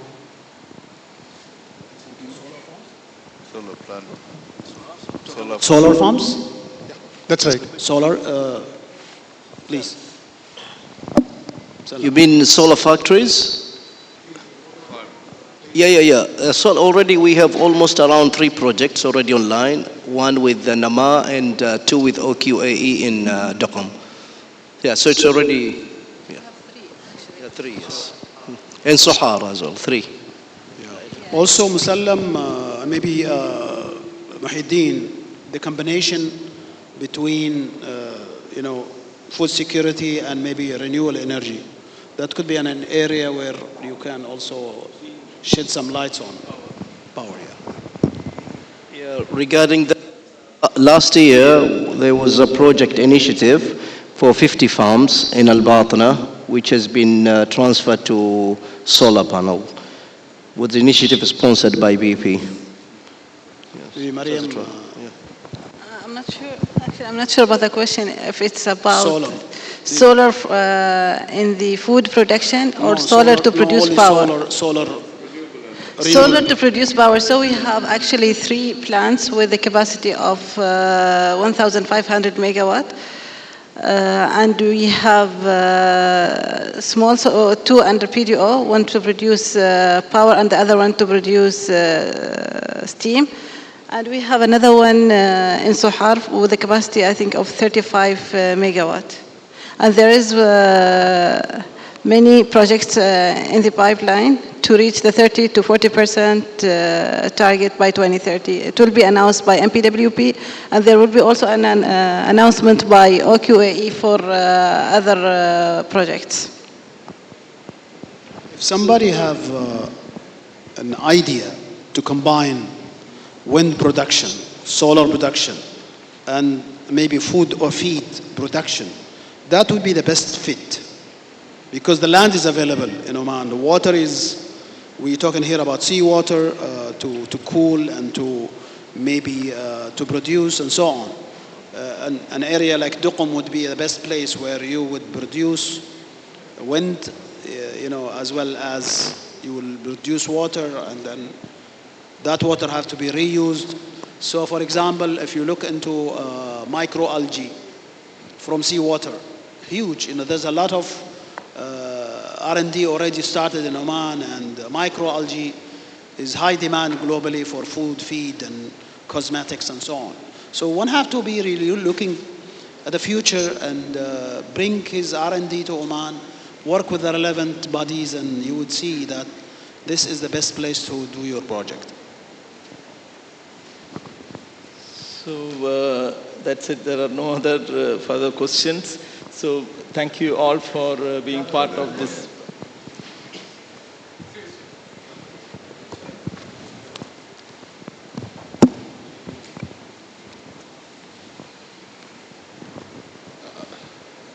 I really do not know whether there will be an opportunity for this in Oman. In India, to preserve the food products, they have developed a technology without using pesticides, so that the shelf life of these products could be extended for a longer period. I'll just give you one example. If you have a place to store onions, large quantity of onions, even if one onion gets rotten, gets spoiled, all other onions will automatically get spoiled. Therefore, they developed a particular app, system generators, to identify the rotten app and remove the rotten onion from that group. Like this, they are doing research in different vegetable products so that they could improve the shelf life of the products. if such a thing is, if they are keen to move to Oman, will Oman be interested in attracting that type of investments? This is a specific industry.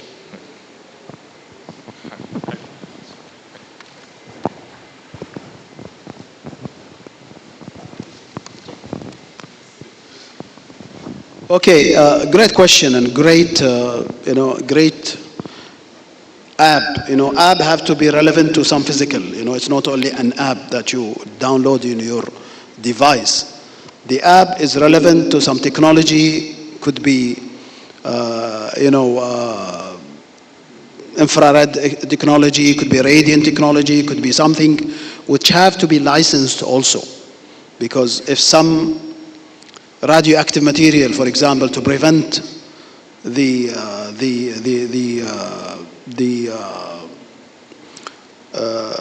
algae from growing in the environment, it have to be also licensed, because a lot of these ideas they sound great, but when it comes to application, there's a lot of regulation that controls what you can do with the onion.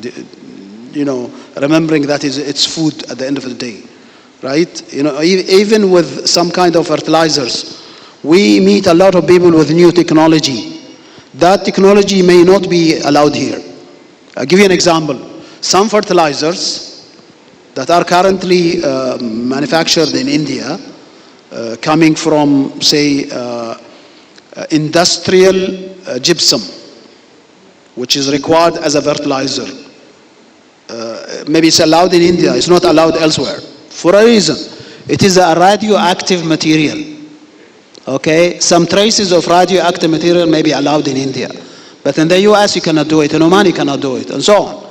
So once we talk about these new technologies, we have to understand the impediments, occurrences, what will happen next, and does it have an effect on the human, human health. However, having said that, I think when you talk to the Ministry of Agriculture and Fisheries, which is the right people here to talk to, they are in a huge program of producing onion now this year. Because what happened in India and the prevention and stoppage of export of onion, we already started our own program, and I'm sure in no time Oman will be self-sufficient in onions. Therefore, we need to have to storage. Okay, what kind of technology we have to use to prolong the season? Of course, could be some kind of material. Could be it have to be safe. First of all, it have to be safe. It have to be regulated, and it have to be affordable. It have to be costly, cost efficient. And I think yes, of course, they will definitely welcome that. Okay, thank you, sir. I hope, yeah. So, research and development is going on in Oman also in a big way.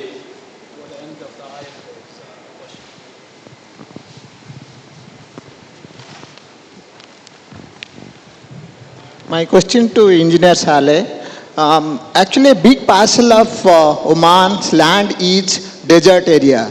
Is there a special or specific research or survey has been done by the government to ensure that those abandoned areas or the freely available areas can be made use of cultivating some sort of food items or vegetable items which can create additional revenue for the government, and they can export to different part of the world?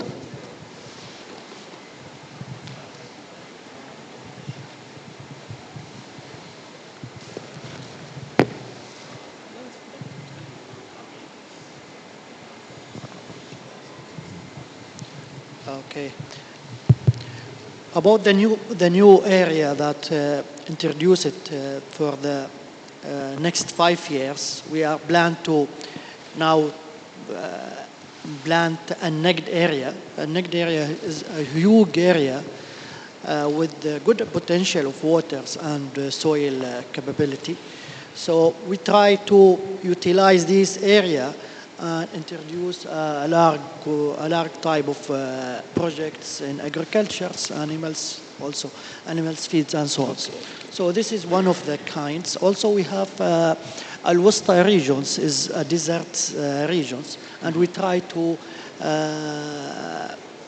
increase the greenland of these type. But the issue is there in Al-Wusta, maybe the water demand is shortage. So we'll try to introduce new technologies that maybe we can apply it there, and we can convert this desert to the greenlands. Yeah, so coming back to what Abdulaziz said, your question, exactly whatever he said is correctly true.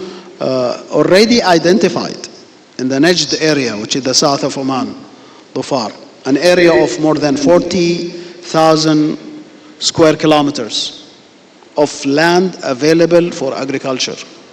It's already started.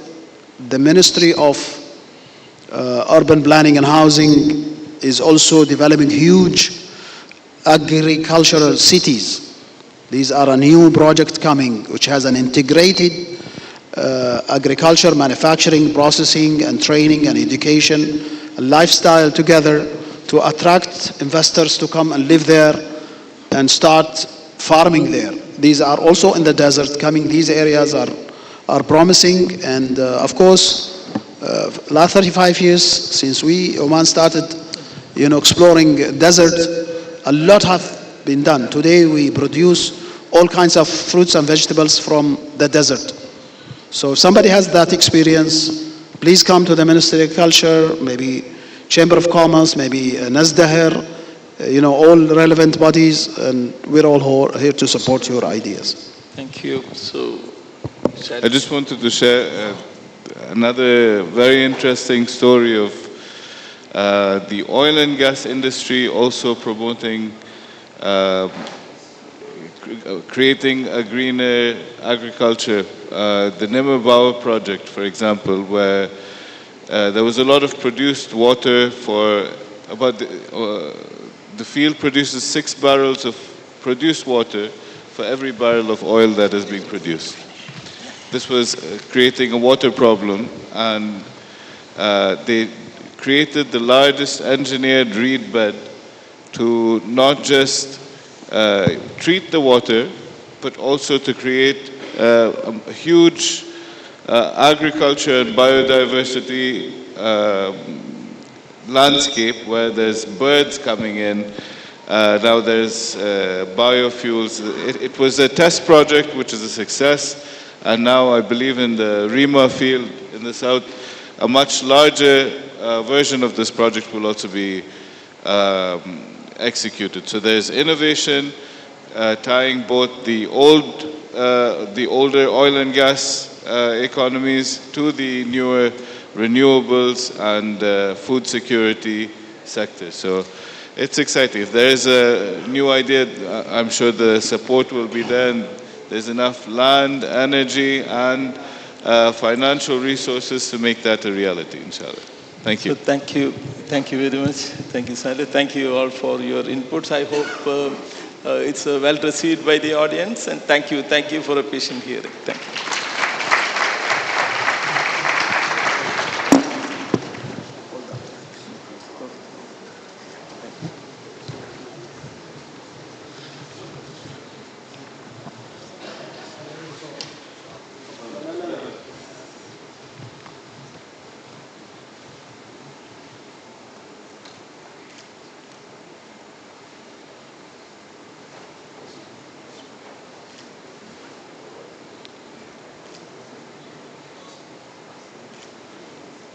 Thank you to all our esteemed panelists for such an engaging and insightful discussion.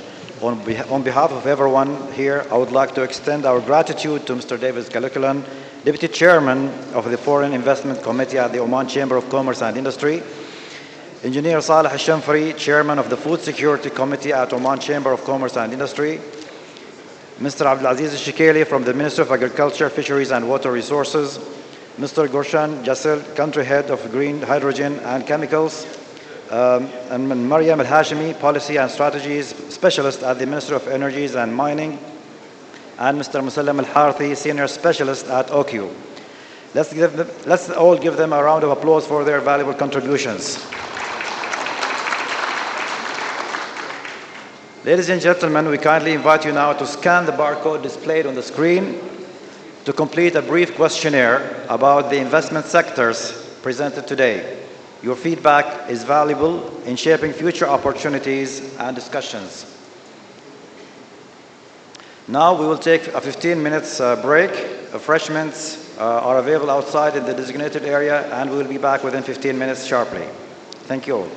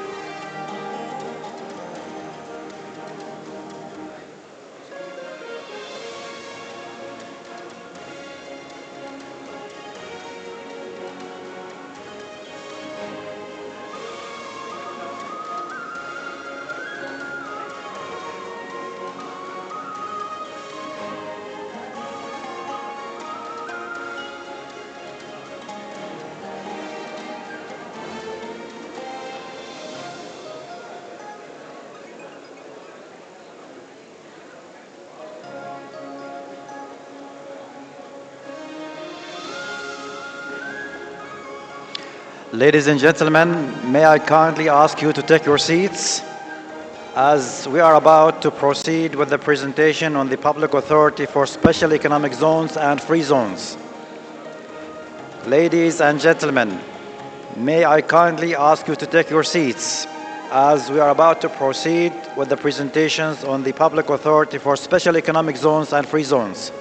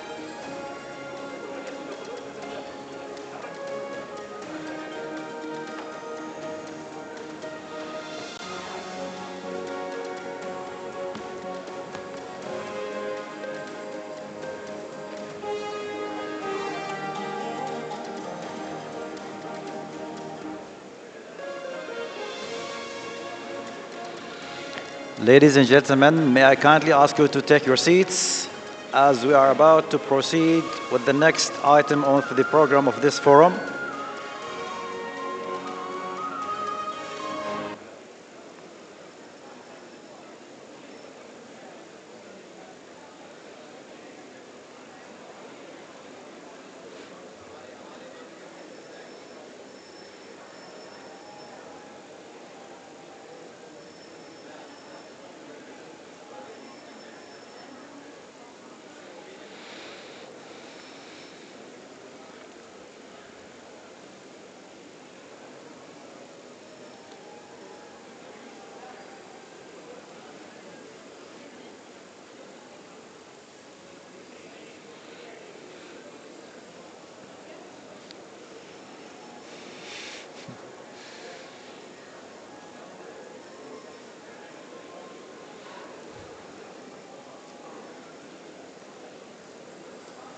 Thank you. May I know how we get? May I know how can I get the photos? Who? Badr?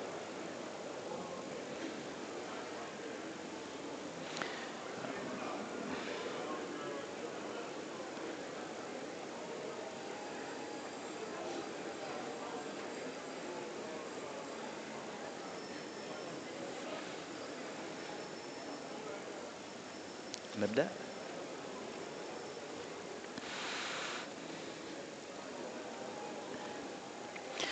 Welcome back, everyone. I hope you had a refreshing break. And our next presentation highlights the transformative role of the Public Authority for Special Economic Zones and Free Zones, OPAZ. This authority is pivotal in driving foreign investment, creating business-friendly environments, and ensuring Oman's competitiveness in the global economy. Please join me in welcoming to the stage our speaker, Majda Raziqi, Investment Promotion Specialist at the Public Authority for Special Economic Zones and Free Zones. Majda, the floor is yours.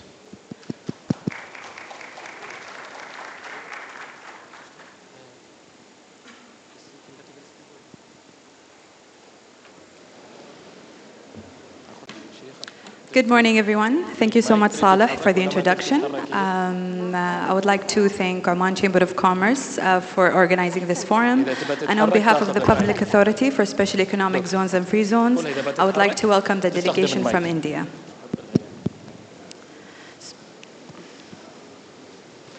So to begin the presentation, I will be giving a brief about the Public Authority for Special Economic Zones and Free Zones. Thank you.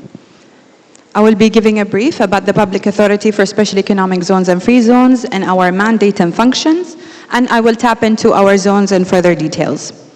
So OPAZ is a shortcut for the Public Authority for Special Economic Zones and Free Zones. So basically our mandate is we supervise and regulate the special economic zones, the free zones, and the industrial city. The authority was established by a royal decree in the year 2020. Of course, the authority oversees a total area of 2,200 square kilometers, and it has a total investment volume of 20.1 billion Riyal Omani, which is equivalent to 52 billion US dollars. We currently have 22 zones under our supervision, 14 of which is already established, and the remaining is under establishment. Of course, the authority's function, as you can see on the screen, is to plan and develop, where OPAZ ensures that we plan and develop zones that meet future sectors, priority sectors. We regulate and supervise as we ensure a business-friendly regulatory environment within our zones.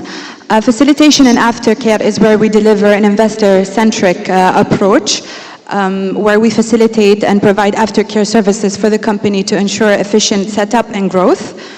Market and accelerate is where we partner with key stakeholders to develop and promote sector-specific value proposition. And of course, activate and accelerate, where we work with partners to realize new economic growth and activating and accelerating the core sub-zone. And of course, organizational excellence is where ensure that OPAS has the right culture, plan, skills, and system to deliver the strategy and mandate. My colleague Fatma from Invest Oman has already tapped into the investor incentives that we do provide. However, I will highlight a few that she hasn't yet mentioned, is that we have no minimum capital required to invest within our zones, and all currencies are permitted. And we have 100% repatriation of your profit within our zones. I will tap into our zones since this has already been shared with Invest Oman team. So to begin with, the special economic zones of Duqm, at Duqm. So this is our first special economic zone that was established in Oman. As you can see, it has a huge area of 2,000 square kilometers. It's a 3 times size of Singapore, 3 times the size of Bahrain. Of course, with a total investment volume of 6.01 billion Omani Riyal. The special economic zone has been developed in 2012. It has a lot of healthcare facility, educational facilities in place.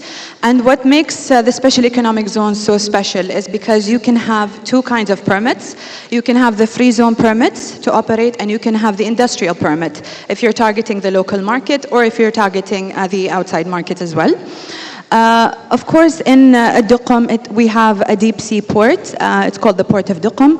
It's a joint venture between Asyad, whom are the national champions when it comes to managing all of the ports across the country, as well as the Port of Antwerp.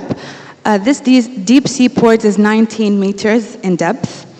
And of course, we do also have an airport in Duqm that can accommodate up to 500,000 travelers per annum. And it has also an air cargo facilities and a future expansion plan of the airport.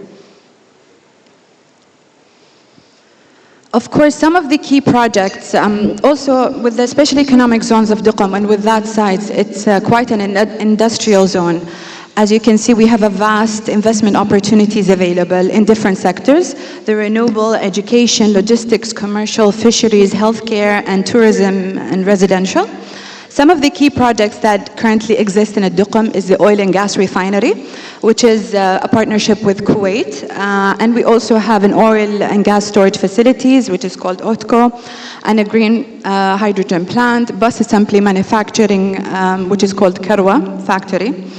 And the hotels and leisure developments that's situated in the tourism strip, one of which is the Crown Plaza and the Park Inn Hotel. As you can see on the screen, this is the master plan of Duqm. We have the heavy industry area, the medium industry area, and the light industry area. As you can also see, we have the green energy zone, which is specializing in the production, not the production of the green energy. However, we have Hydrum. They're the national champion for the production of the renewable energy, which is the hydrogen. And we also have the OQ alternative energy. They are in charge of the producing of the solar panels, energy, and the wind turbines. However, in our zones, we do localize investment that supports the renewable energy production equipment. And we do also localize the investments that require the green energy, such as the green steel project that is in the pipeline for Duqm. And also I need to mention one of our recent projects in Suhar is the polysilicon production, where this company has already secured the downstream and the full value chain of the production of the polysilicon. And we have a tourism area that has a coastline of 18 kilometers. Duqm is known to have a very moderate weather throughout the year and a different type of topography. And we're currently in the process of replanning the tourism sectors. So if you have any proposals, you're more than welcome to approach.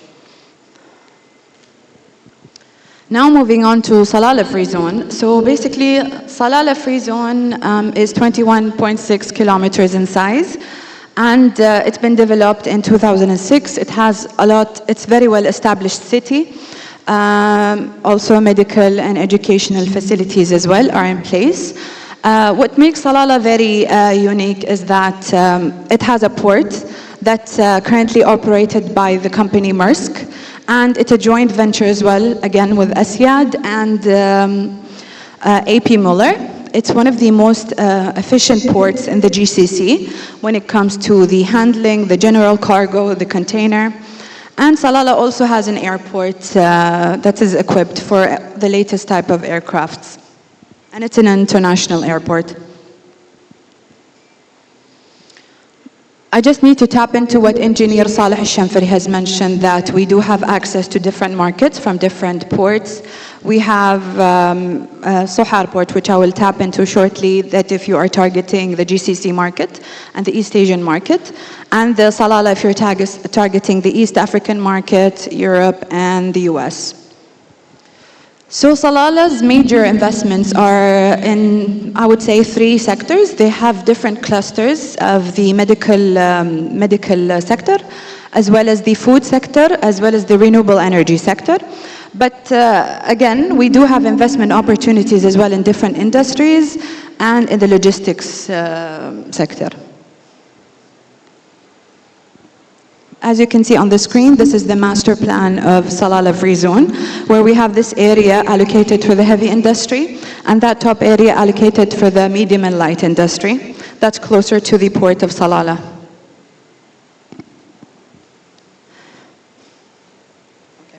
Now moving into Sohar Free Zone. Sohar Free Zone, it's 45 square kilometers in size. It has a total investment of 1.3 billion US dollars. It's been developed in 2010, and it's in close proximity to Sohar city. It also has a deep sea port as well as the other free zones. That is also a joint venture between Asyad and the port of Rotterdam. An airport also is present in Sohar, and I also need to highlight the railway connecting Sohar to Abu Dhabi that is yet to be established. So some of the key projects we do have in the metal processing, it's one of our biggest Indian investors, Jindal Shadid. He is situated in Sohar. And also, as I mentioned earlier, the production of the polysilicon as well. We do have other key projects in place, but a vast investment opportunities available in the Sohar Free Zone. And this is the master plan of Sohar Free Zone, as you can see. Moving on now to our third free zone, Al-Mazyuna. So Al-Mazyuna is located between the border of Oman and Yemen. It's currently being used as a transshipment between both countries to import-export different commodities. Moving on to Khazan Economic City. So Khazan Economic City is located in Barka, which is the closest city to Muscat. It is 52 square kilometers in size. It's also in the close, it has a lot of accommodation for labor. It has access also to Muscat city due to the close proximity.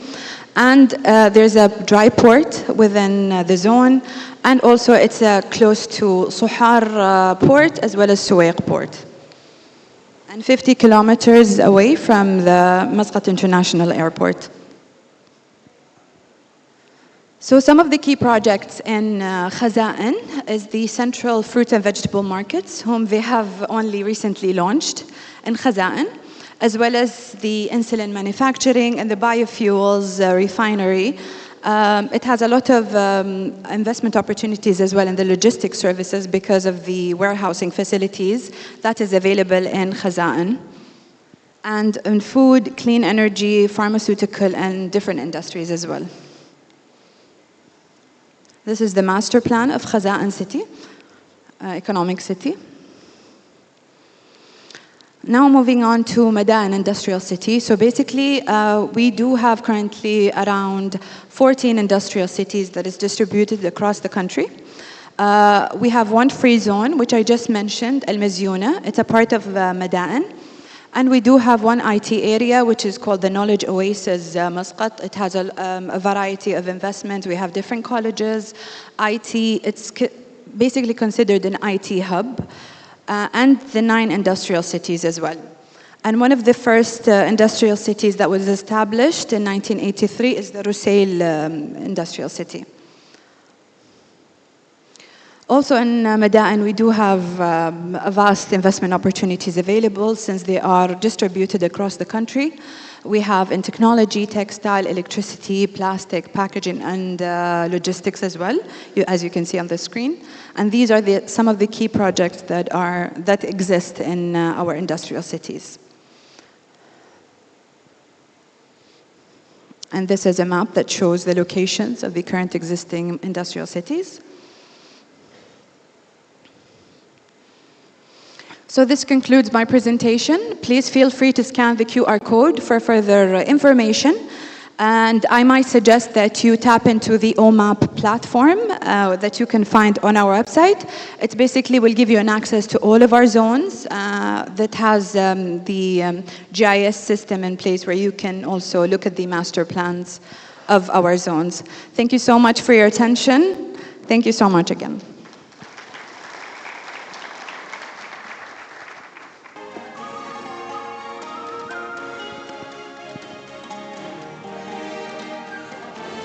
Thank you, Majida, for that comprehensive and insightful presentation on the Public Authority for Special Economic Zones and Free Zones, OPAZ. Your expertise has provided us with a deeper understanding of the opportunities and initiatives and growth in these areas.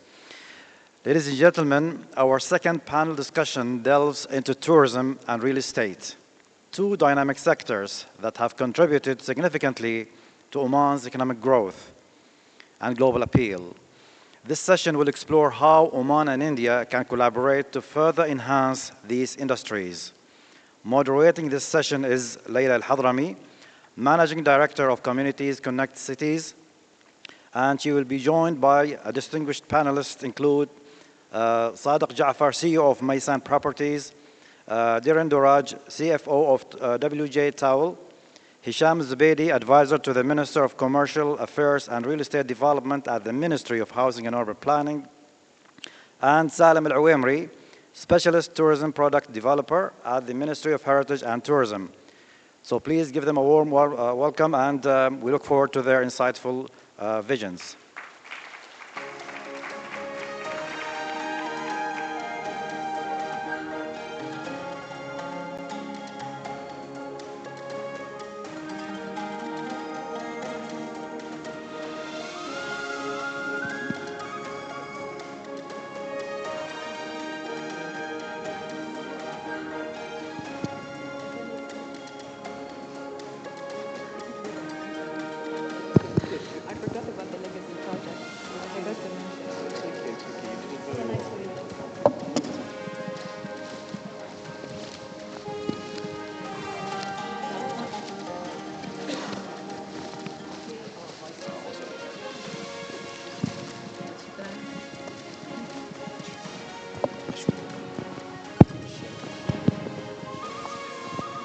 Assalamu alaikum wa rahmatullahi wa barakatuh. Ahlan wa sahlan feekum jami'an. Welcome everyone. It's really a pleasure to be here so we can have a very important topic. And welcome to all the Indian delegates to Oman. And I have to say, Oman and India, they have a lot of similarities. Agree or no? Yes. Maybe I have been like 5 times to India, and we can see the Indian, let me say, communities very close to the Omani communities. We are almost sharing the same values, the same culture. I've been like 5 times, but every time I'm visiting like new cities, and every time I'm shocked, no, I have to visit the other cities because every city is unique. Every city has, like, let me say, their own touch, their own culture, and we do have the same in Oman. Oman, it has 11 governors. And every governorate is unique. We have the mountains, we have the deserts, we have the beaches. So we are, let me say, from the north to the south. So every time I'm meeting someone from outside Oman, I say, you have to open Oman map so you can understand the diversity that we have it. And I love to call it the land for opportunities. Because we in Oman, alhamdulillah, we are the most important thing. It's like the peaceful country. And that's why everyone who's coming to Oman, they said, we don't want to leave Oman. Right, Diren? So this is, and we are going to speak about two main sectors, the tourism and the real estate. I have to say that the tourism is very close from me because I'm also a travel blogger and I'm the founder of Oman Traveler. So when it comes to the travel and tourism, this is one of the promising sectors for the, let me say, investors so they can, let me say, invest on it. And we cannot say it without the real estate because the real estate is, let me say, the one that is completing the tourism sector. Today we have, let me say, a diversity of our panelists. I'm really so honored to introduce you because we have two from the private sector and two from the public sector. And we are going to start with you, Jafar. So you can, I hope each one of you, so you can introduce yourself to the audience. Who are you and why you are here today? Assalamu alaikum. My name is Sadiq Jafar Suleiman. I am the CEO of Maysan Properties. I have been in the real estate industry in the last 20 years. And we are here to present you what Oman market has, what is the potential of the Oman market, what is the investment opportunities, to share some insights of the industry, what's happening and what's the future. Thank you so much, Sadiq. And now we're moving to Engineer Hisham. Hisham Zubaydi, Advisor for Commercial Affairs and Real Estate Development for the Minister of Housing and Urban Planning. I come with more than 22 years of experience, mainly from the real estate development sector. I'm pleased and it's my pleasure to be part of this forum and among this esteemed audience. I would like, of course, today to share a number of the projects that we launched recently in the Ministry of Housing, and they are definitely speaking to different segments of investors and developers. And we would like to see the opportunities and the possibilities of tying up or even getting some interest from this audience when it comes to the development opportunities. Thank you so much, Hisham. And now moving to Mr. Darren. Hi, my name is Darren Dore-Raj. I'm Group CFO for WJ Towel. I'm Singaporean, been in Oman for about 3.5 years. Very happy. My wife is also very happy. We can talk at length about how approachable Omani people are and how at home you will feel if you choose to invest down here. I'm trained as a chartered accountant in the UK, and I'm here because Gaurav, who heads tax at Pricewaterhouse, asked me if I would participate. And what you saw earlier on in the day about the Muscat chapter of the Indian Chartered Accountants sponsoring to mentor potential Omani CFOs is very passionate to me, and that's why I really like to support this function. But those who are choosing to invest here, I'm here to share with you from a private sector point of view how suitable a place this would be and how you would not just get money for your buck, but also it's a very nice place to do business. Moving to you, Salam. Bismillah ar-Rahman ar-Rahim. My name is Salam, born and raised in the mountain. I'm currently work for the Ministry of Tourism. I'm a visiting lecturer as well at the University of Nizwa, mainly in business and SMEs setup. I'm a tour operator as well, specialized on active spirit kind of activities. So if you want to die easily and quickly, come. We are here today to explore the world of investment, especially in other industries as well. So welcome home. Thank you so much, Salam, and welcome everyone. And going to shoot the first question to you, Sadiq, because you have been, like me say, long time in the real estate. 20 years ago, how was the real estate and how is it today? Because I know that you have been in the industry and you are like one of the pioneers when it comes to the real estate. So we need to listen to you, how it was and how it is today. Yeah, thank you. It's difficult questions. You are the best to answer this question. Inshallah. See, when we see the map of the real estate industry in Oman in the last 20 years, 20 years ago, it was a very classic sector. Ministry is distributing lands to the local Omanis, and they buy and trade, build house. So it's a very classic supply and demand fundamental. Okay, expats and international buyers were very limited access. They had no access. We started projects in 2007 and 8, Al Mouj, Muscat Hills, Sifa, and other projects. So slowly, the market start to offer to the international buyers and international investors. I would say the major transformation and shift in the industry happened after 2020, after COVID. Okay, there were a lot of product is being introduced to the market and tackling the experts. Okay, the market faced challenges in 2020, 2021, and 2022 due to the COVID and pandemic. Post-COVID now, in the last 2 years, there are a lot of initiatives by the government, by both Ministry of Housing, Urban Planning, by Ministry of Tourism, by OPAS. Okay, so different kind of products being introduced.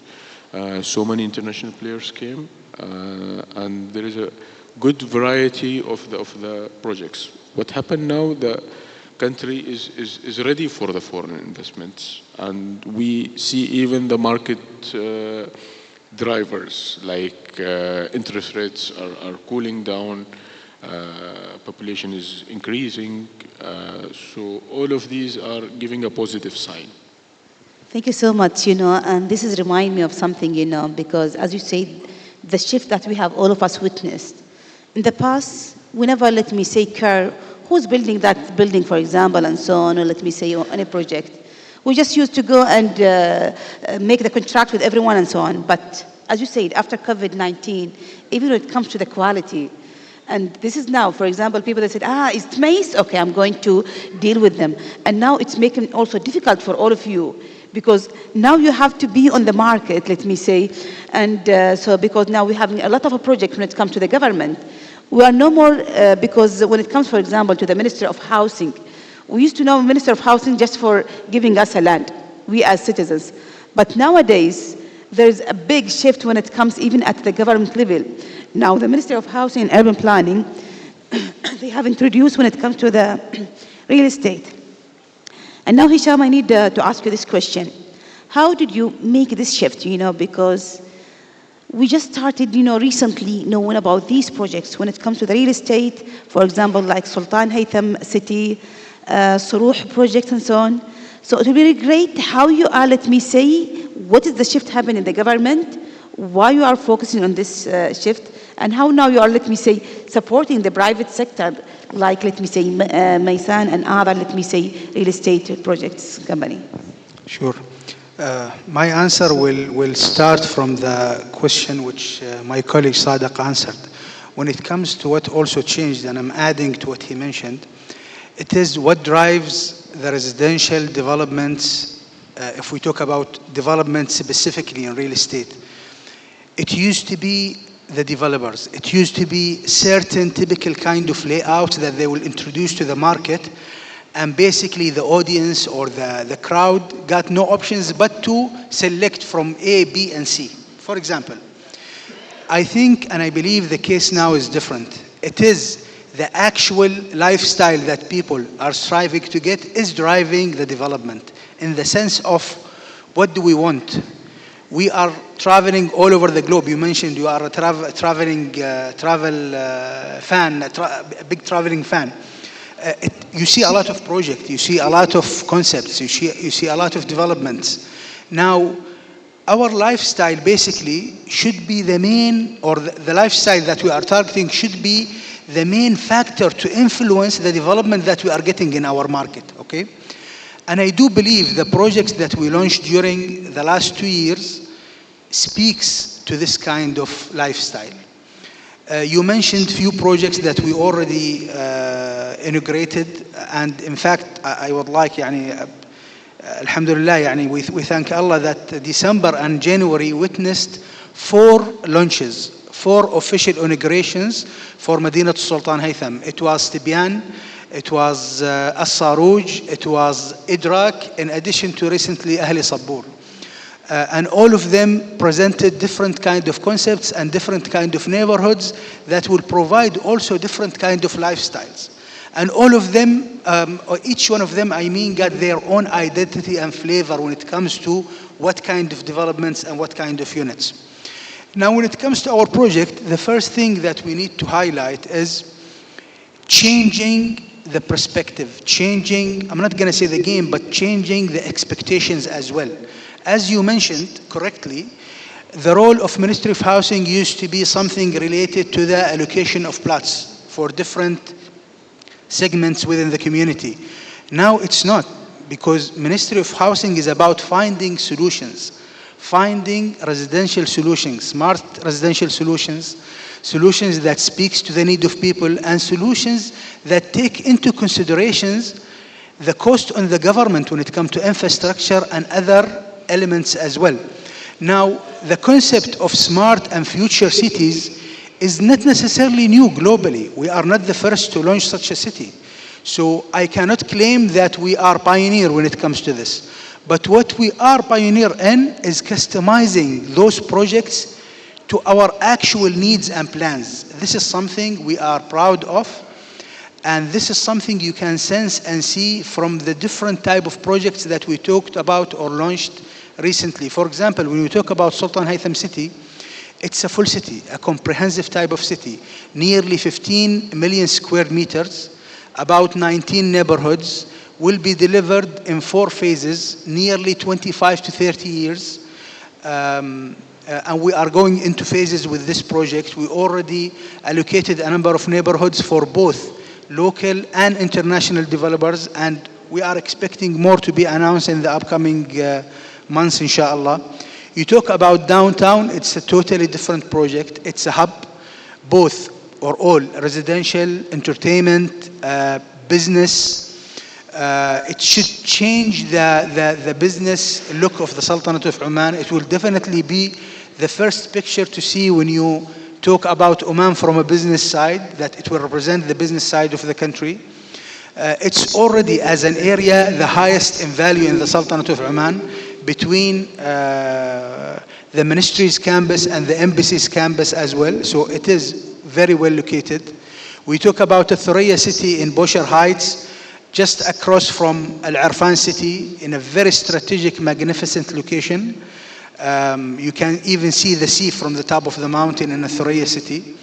Salalah city, about 8 million square meters with more than 6 kilometers waterfront, virgin beaches, silver type of sand. It's definitely a residential project with a tourism flavor, if I may say that. We talk also about Thuraya city, downtown. Okay, we do have few in the pipeline. I'm not gonna talk about them right now, but they also have their own DNA and identity. So this is in general those type of projects that we are talking to. When it comes to how we are supporting or liaising and coordinating with the private sector in so many ways. In fact, Mr. Sadiq himself was part of this journey already through providing different kind of services and different kind of added value to the project. But we'll talk further as we go.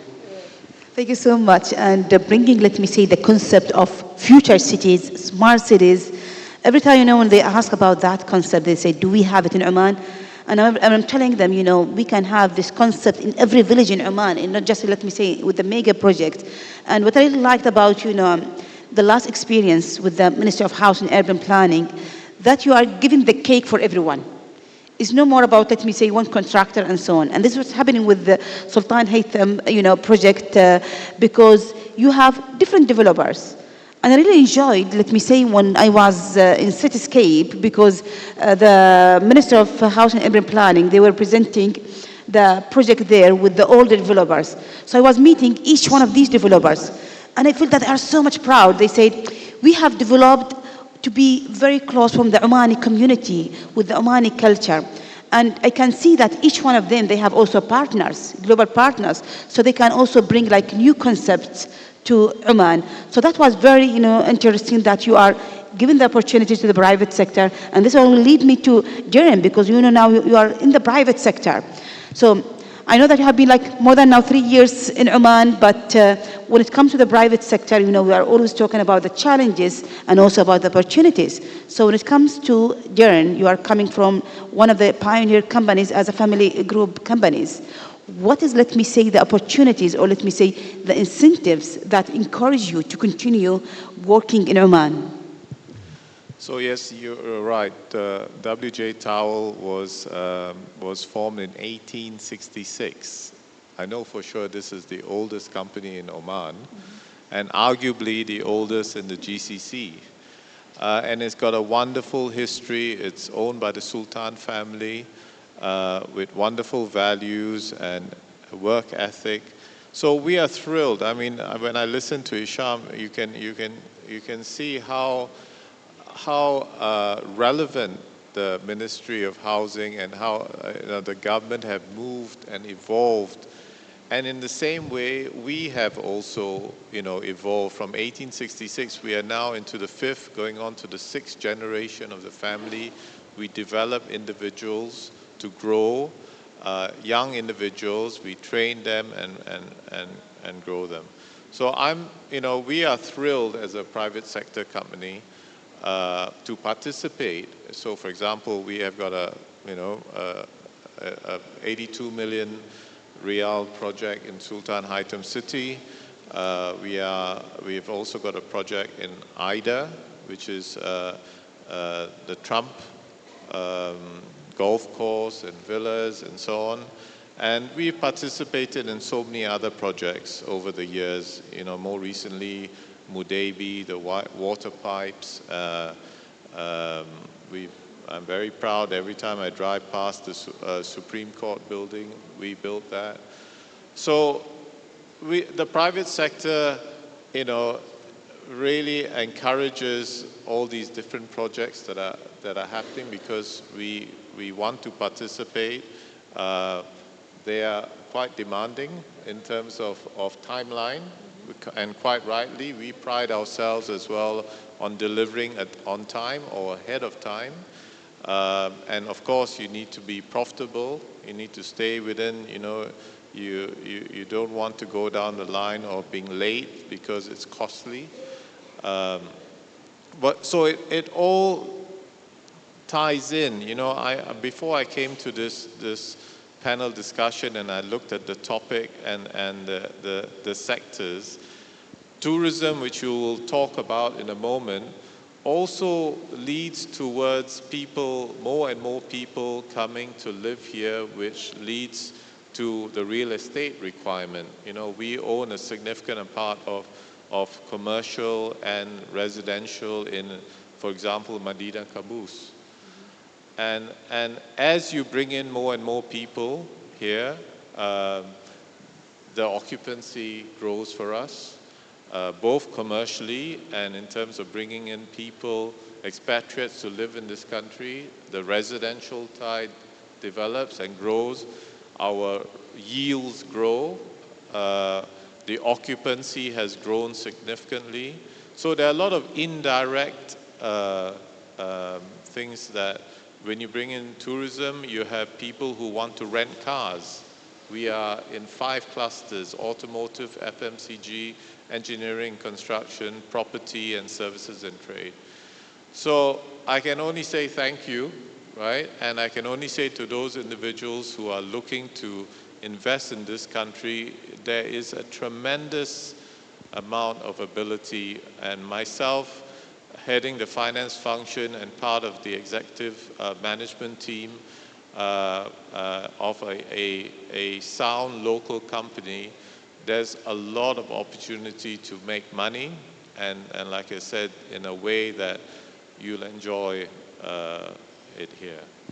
I love that. There are a lot of opportunities. I hope that you heard about that. And this is taking me to Salim because, as Darren said, we have a lot of opportunities, and definitely we have also successful stories when it comes to the tourism sector. We need to listen from you, Salim, because you are now, let me say, representing Ministry of Tourism and Heritage. I'm sure you have a very successful stories when it comes to the developing Oman as leading when it comes to the tourism sector. Can you share some of these best practices and, let me say, successful stories? Well, thank you. First of all, everyone knows that the tourism industry is the fastest industry in the world. This is one thing. Second thing, in Oman, actually we have Oman Tourism Strategy 2040 and also Oman Vision 2040. And both of them, they came closely aligned. So from there, we came up with something we call it a master development plan. Includes all the opportunities, things that you need to know about the future of tourism in Oman. As well as in Oman, actually, we divided the governorates into, let's say, clusters. We started with 5 governorates, which is the most shining kind of governorates. People can come and invest in Oman in tourism sector. If we give you a brief information about what type of investment you can do here as well, the most well-known one is the ITC, which is the Integrated Tourism Compound or Complex. For example, Al-Moj, so you can come and invest. There are some terms and conditions as well, but you have an exceptions from fees for the first 5 years. As well as it's a freehold for you as an owner, as well as first class or close relative classes as well. They are freehold as well. They have freehold. If the other part as well, other SMEs, I can call them not really SMEs, but you can invest in hotels, you can invest in restaurants, camps, in different location of Oman. The other, also you can invest in experiences and products that the customers needs. So all of those aspects you can bring your money and invest in Oman. At the end, also you need to know that according to the plan and the vision 2040, we are targeting 11 million tourists by 2040, and this will contribute a value of money by 9.5 billions in GDP. So there is a potential. There is so you have to take your piece of the big cake. Yeah. Thank you so much, Salim. And I have to share this story with everyone because last week I was having, let me say, a tour in Oman. I was visiting قرية السويجرة village in Jabal Akhdar.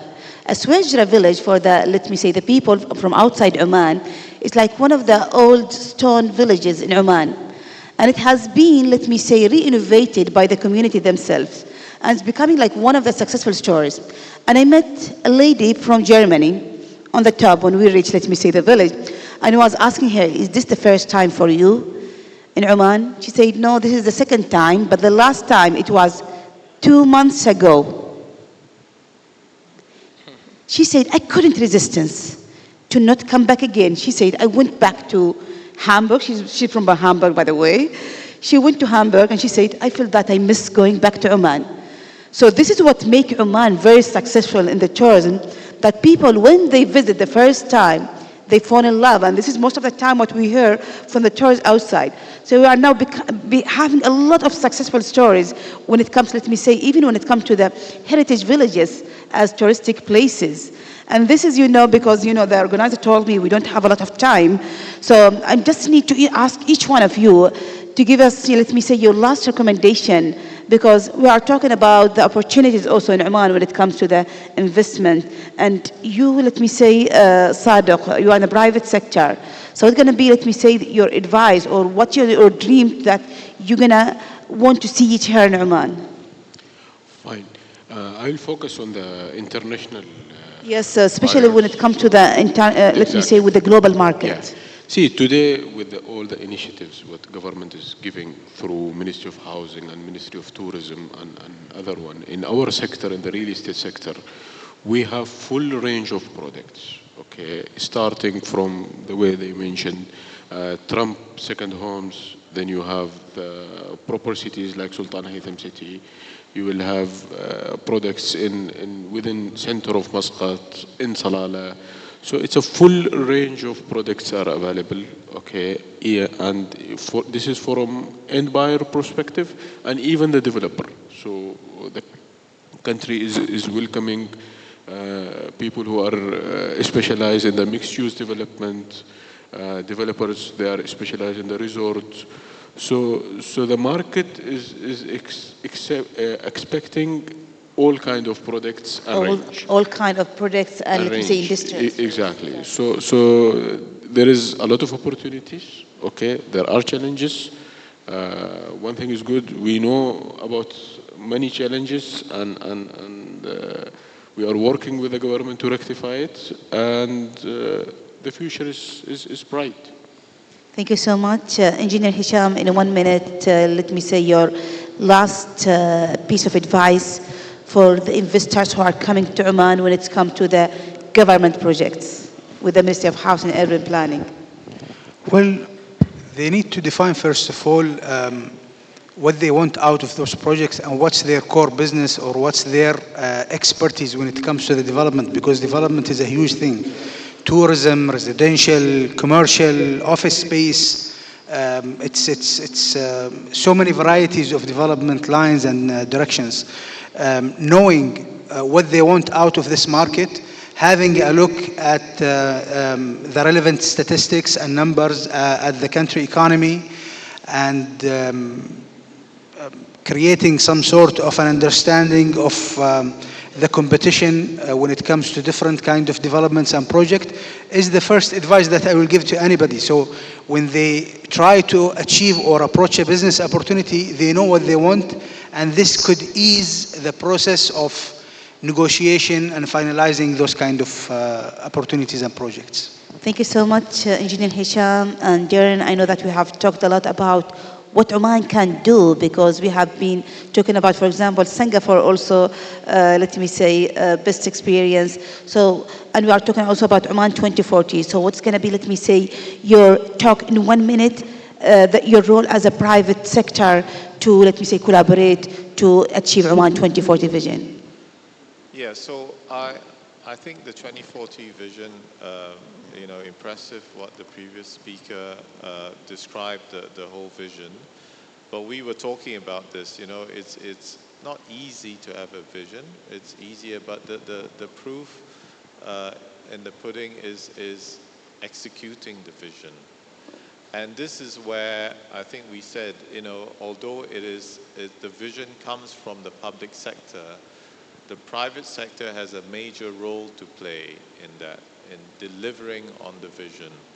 And to deliver, I know the private sector played a role in arriving at that vision, so we are also believing in this vision, because we want to participate and we want to make it happen. So I mean, I'm excited. I was also very impressed to see there's a really clear breakdown and sequence of events and timing. I do this with my team, and where I work, my boss certainly does it with me all the time. It's very structured. There's a timing. It's very clear who's responsible for what, and it's in your KPI. So likewise, the private sector, I think the public sector can dictate what the timing should be, but us all in the private sector, of course, I want to see some benefit for the private sector as well.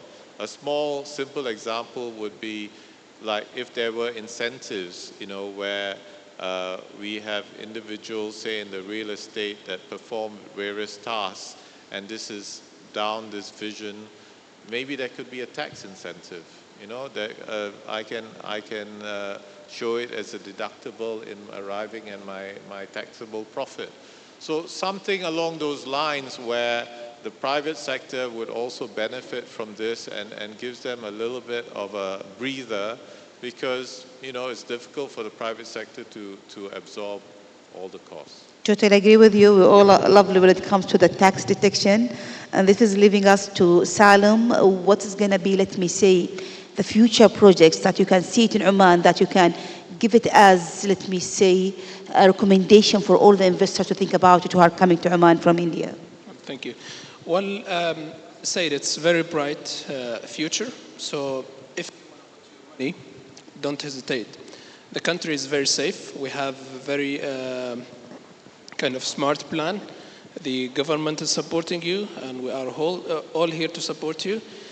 We have some like international examples, like investors, like Diyar Al-Qatariya in the eastern part of Oman. We have also Bin Sheikh here, close to the center of Al-Hail. Also in tourism, also we have Orascom. It's a more or less Egyptian company. They have two main projects here, the Atana Salala, as well as one in Sifa. So at the end, I can say east or west, Oman is the best. It's the best place to put your money. So yeah, welcome. Thank you so much, Salim. I think maybe, I'm not sure how many minutes we are left, but again, I open the space for 1 to 2 questions. If anyone have any questions to the audience, to the panelists.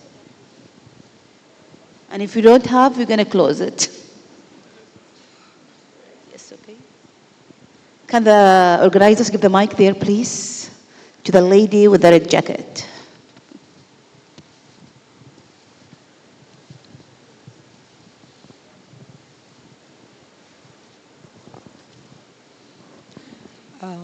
Thank you, panelists, for a very insightful panel discussion on tourism and real estate.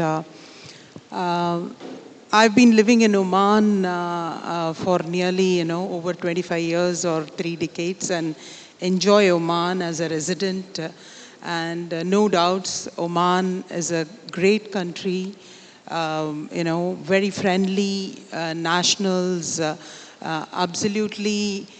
People who live here are blessed, I consider, But however, although Oman as a touristic destination boasts of, let's say, stunning sunsets or enchanting souks, it is still, I feel, really underrated globally. People don't know Oman as a touristic destination compared to some of our neighbors. I recently hosted a conference here where about 15, 20 nationalities came and attended just 2 days before. And every one of them remarked the beauty of Oman, but how they did not know about it, So fundamentally, it is because of, even when they come to Oman, it is due to the lack of public transport or areas where they can understand where to go, what to do, other than the Google, So what specific initiatives government is taking or investment opportunities they are creating in this sector to reduce the gaps and take Oman to, increase their global visibility? Is the question for me? Well, I might be not the right answer this question, but I can highlight some points. We are closely working with the Ministry of Commerce, Industry, and promotion investment to promote the country as one of the best destinations to put your money in. This is one thing. Second thing, the country is very peaceful, as you know. So it is the best place where you feel your money is in a very secure place.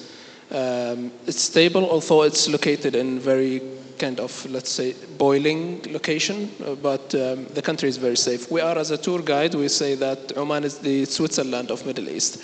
This is from the investment point of view. So we are working with the other ministries and public authorities and other representatives also from the private sector to shine the investment angles. From the general kind of promotion, word of mouth is one of the fastest and the best kind of promotion, and I know that Oman needs a lot from us. But we have to work hard to promote Oman as one of the global tourism destination. As I said, we are working on a plan on Oman tourism strategy as well as Oman Vision 2040. So we closely on the right path to promote the country and to reach to the target and accomplish the numbers. Thank you so much. Any more questions? So we can take another question. All right, I think, okay. Someone there? Raise your hand because I can't see you. All right. Okay. Okay. Good morning, everybody. I'm living in Oman for a few years, and I'm working also here in the interior contracting, so in a field that involves... Can you raise your voice? I can't hear you very well. In the interior contracting.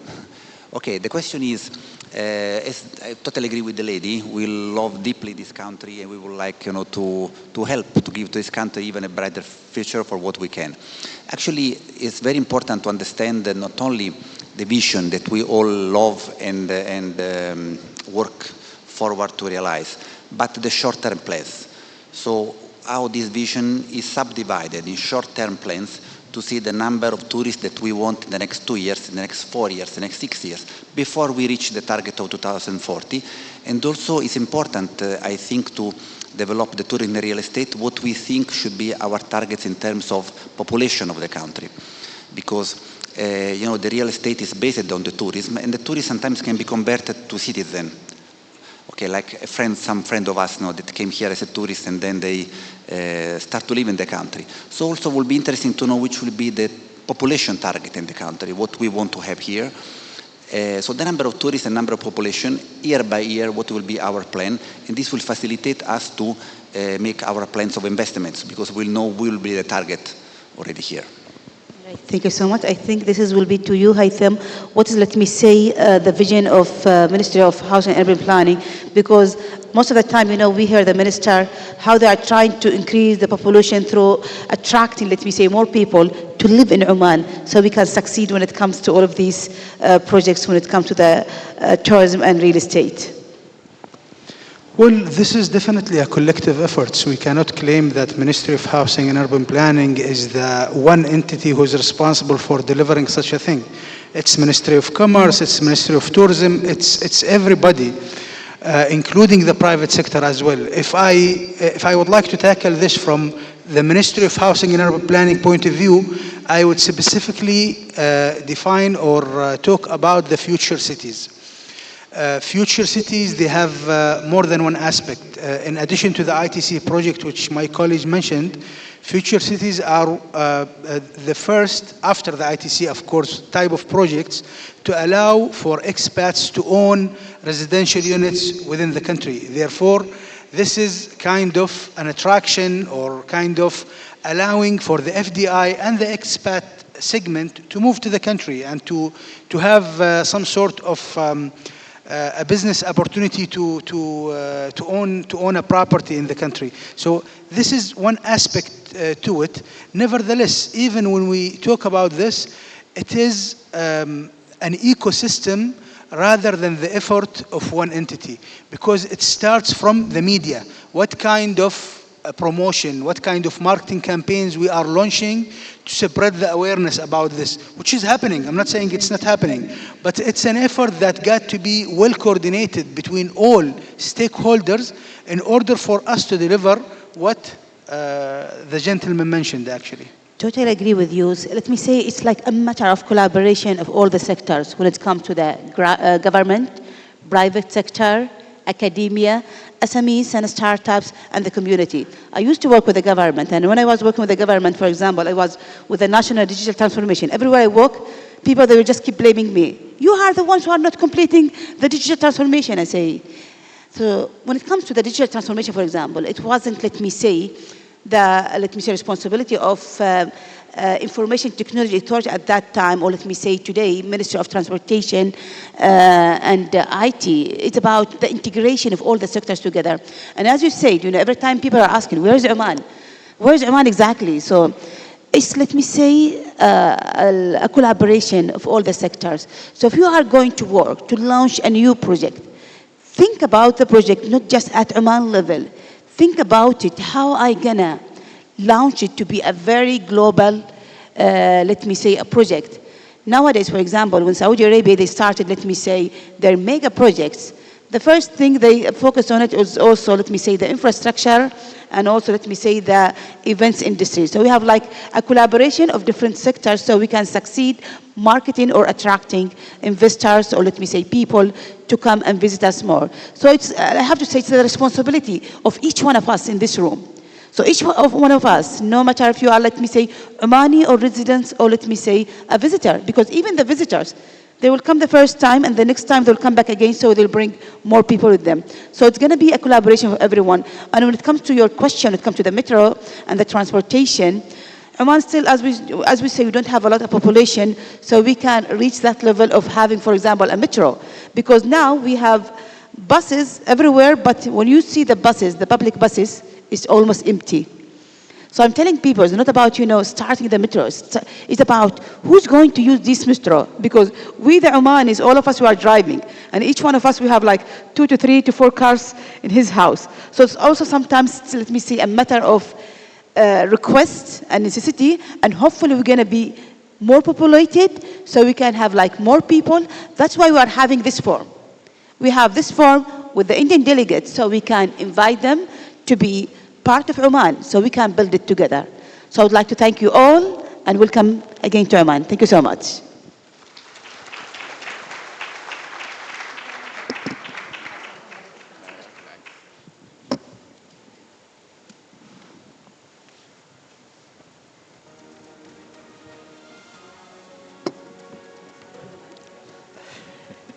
A group photo.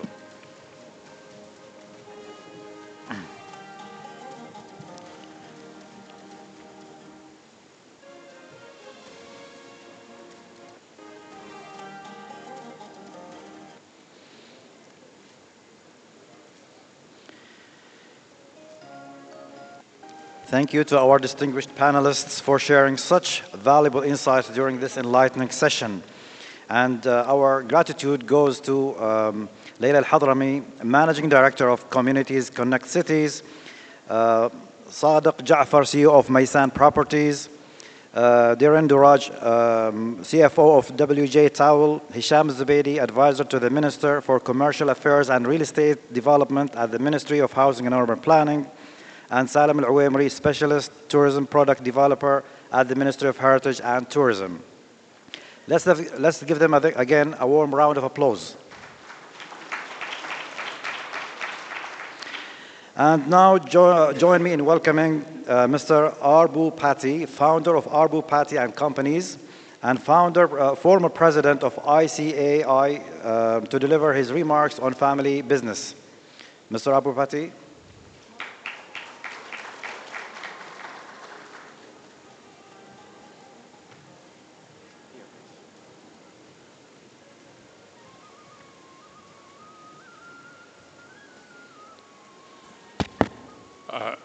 Good afternoon to all of you.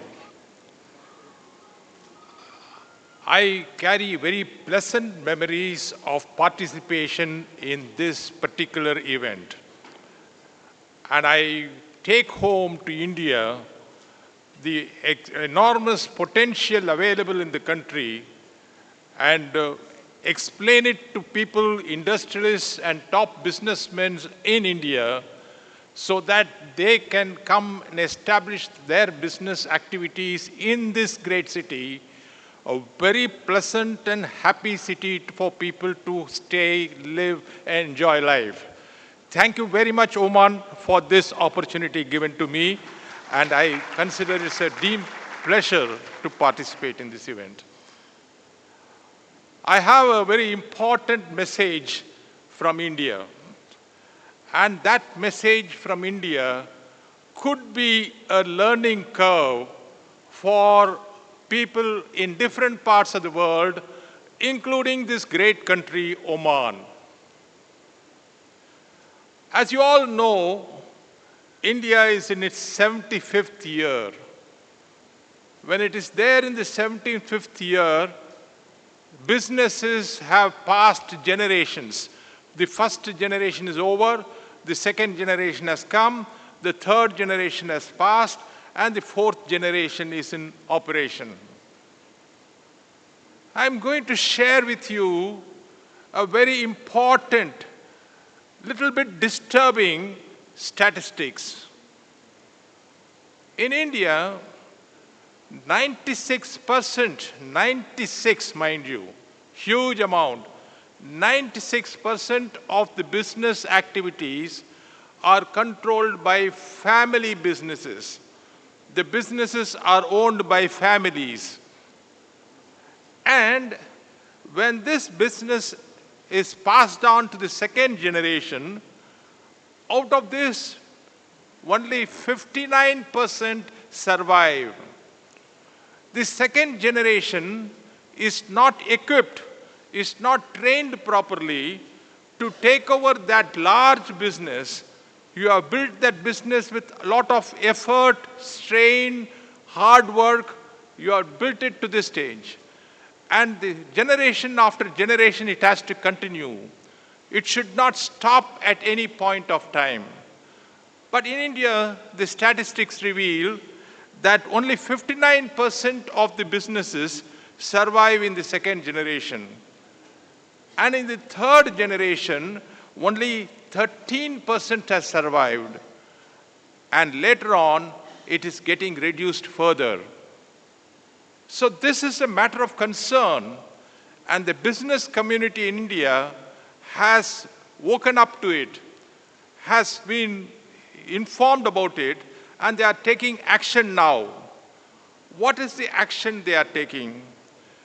When the business is flourishing well, today you have so many businesses flourishing well, and you people, the first generation people, have brought it to this extent. Identify somebody in the family or identify somebody in the organization who has got the skill sets and the aptitude to take over this business or to run this business. And give him the training, give him the hand-holding, giving the expertise to train in different segments of the industry. In India, we have found corporates, they have 5-6 companies. This particular person who is going to succeed will be given training in all the industries.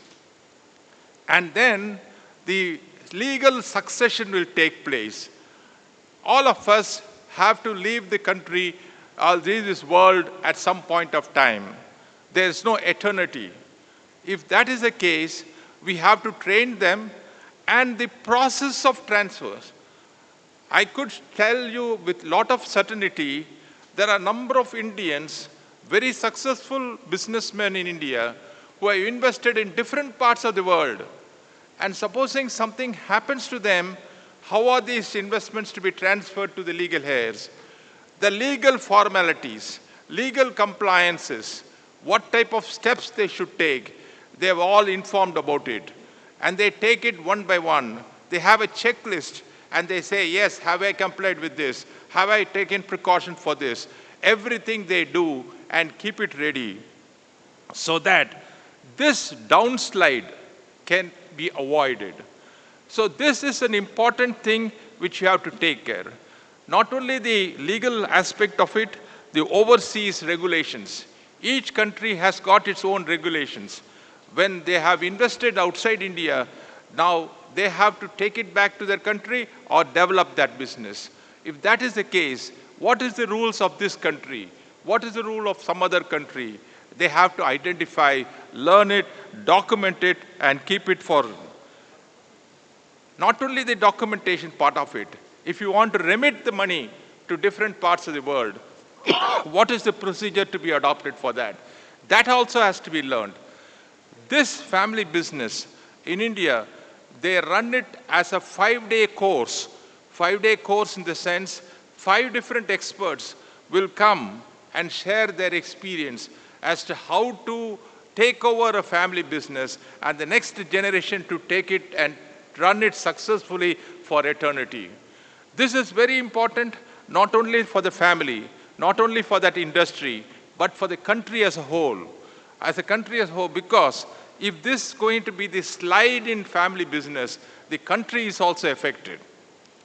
Hence, when people said that's an important thing, if you have some thoughts on that, if it better if you could share it to this august audience. And I thought I should make use of this opportunity. Once again, thank you for this opportunity to participate and giving me a time of 5 to 10 minutes to express my views.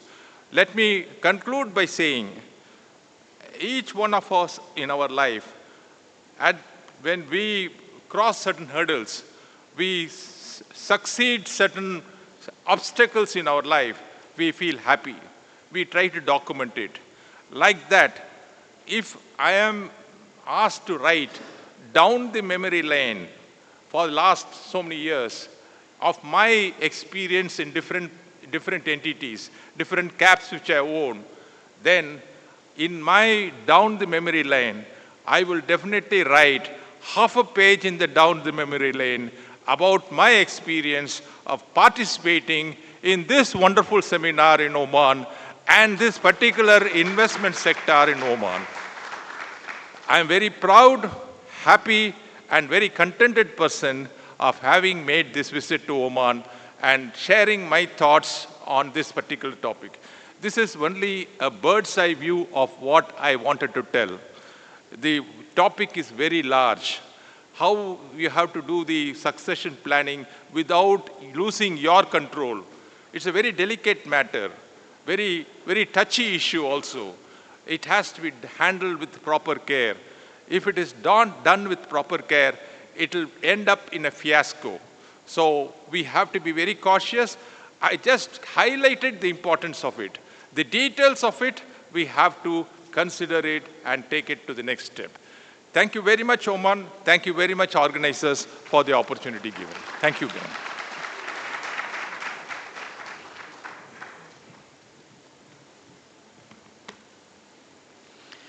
Thank you, Mr. Arbu Pati, for your inspiring words about family business, and we wish you a wonderful time in Oman, exploring the beauty of Oman, different places.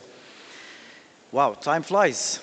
And our final presentation for the day focuses on the transformative impact of India's advancements in digital payments, particularly their role in enhancing financial inclusion. This presentation will be delivered by Mr. Kishan Srinivas, Head of Business Development for Europe and GCC at NPCI International Payments Limited. Please welcome him to the stage.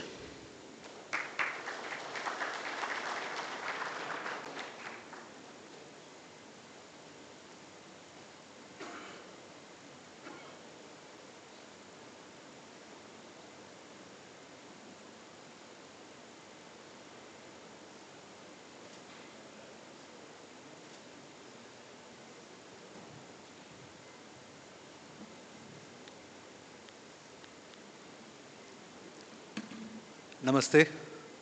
I can see a lot of anxious faces. I guess I'm standing between you and lunch. So I'll try to keep it as interesting as I can and tell you a little bit about how India has grown in the digital space, why it has grown, and how is that extremely important in the current date and age. So I know I have a few slides ready with me, but I'll try to keep it as much as possible a story so that I can keep your interests live. So first and foremost, I'll have to tell you a little bit about the past so that it kind of explains why we did what we did.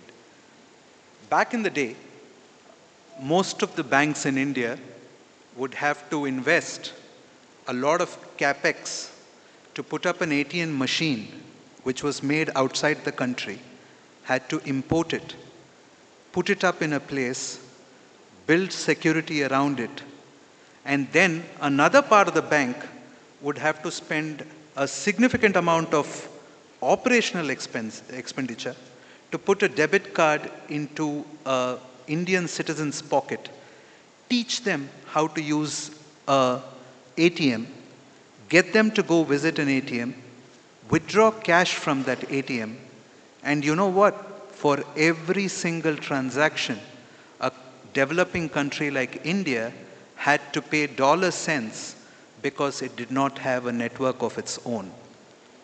This used to be the situation for a very long period of time, and this limited expansion of digital payments in the country. 2007, there was an act of parliament which was passed where the government, the regulators, all of them came together to say that India now has to develop itself to be a very self-reliant country when it comes to digital payments. This led to the rollout of the Payments and Settlements Act of 2008, which said that there will be an umbrella organization in India which will work towards transforming digital payments in the country, which led to the growth of the company that I work in, which is National Payments Corporation of India. After that, while we have seen a lot of growth, and India today is the undisputed leader when it comes to digital payments globally, we have seen that as a country in the digital sphere, India has become extremely self-reliant. And to demonstrate that, I would like you to probably look at this particular slide, where we all know about Aadhaar. Aadhaar is India's citizen identity program, which is built on open source software, which gives every citizen of the country a unique ID in the form of digits, and along with that, also captures the citizens' biometric details, the address details, the communication details, and stores them. Why is this important?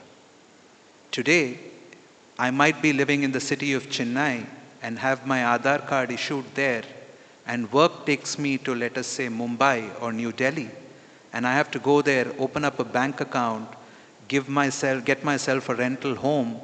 All I have to do is go there, give my Aadhaar number, authenticate myself with my fingerprint, give an OTP, and I am identified as Kishan from Chennai, but having an address, and that allows me an access to all the banking services. What does this do?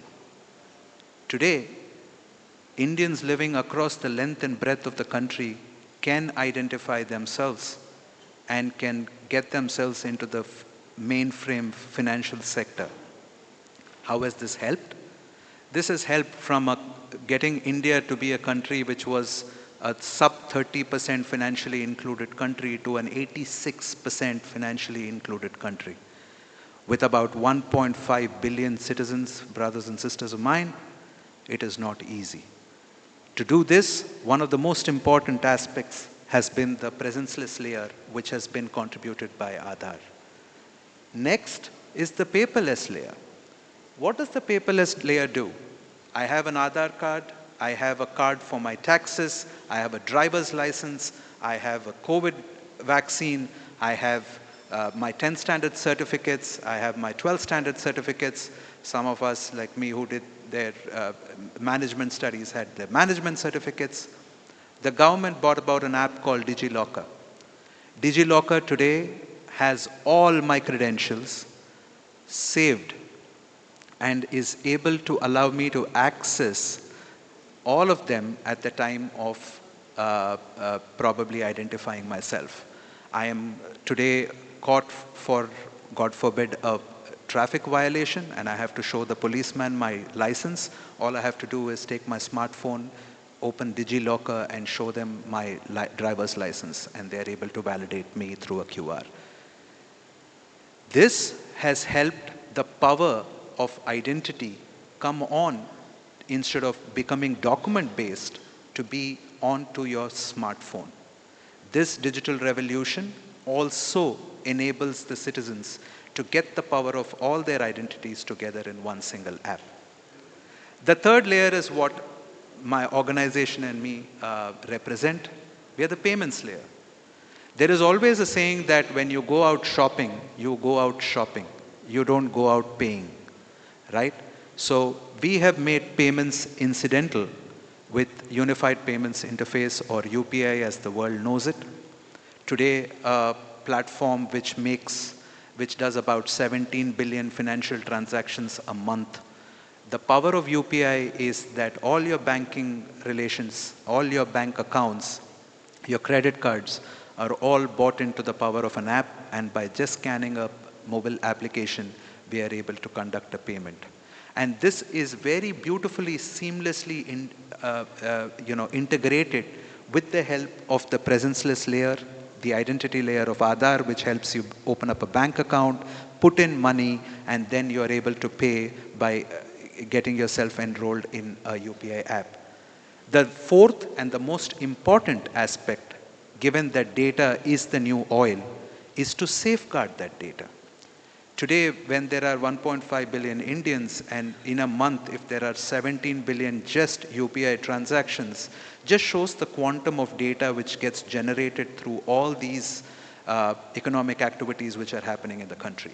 And for all of that data to be at the power of the citizen is the consent layer, where in case I want to share my details with a particular lender or with a particular financial institution or to an insurance company, I can give my consent for that particular use to allow a particular service provider to start using this for that purpose and then purge it.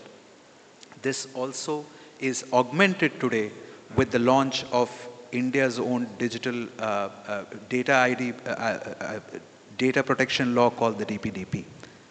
Now, given all of this, what we have done is that all of this has had to have an ecosystem of players who have supported this growth. Aadhaar was possible because there were a lot of public and private partnership which came together to enroll all the citizens of the country for the digital identity program.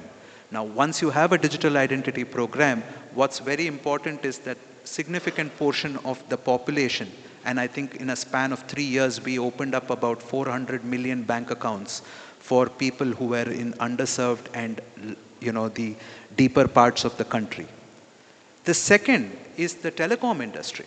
How is the telecom industry a friend of the banking industry is phenomenal. The telecom industry came in to say that, you know what, we are going to make the usage of data very, very inexpensive for Indians. India today probably, I think, has the second or the third cheapest data in the world. 1 GB of data costs 17 cents. And with good competition, what has happened is that a significant portion of the Indian population today has a smartphone in their hands.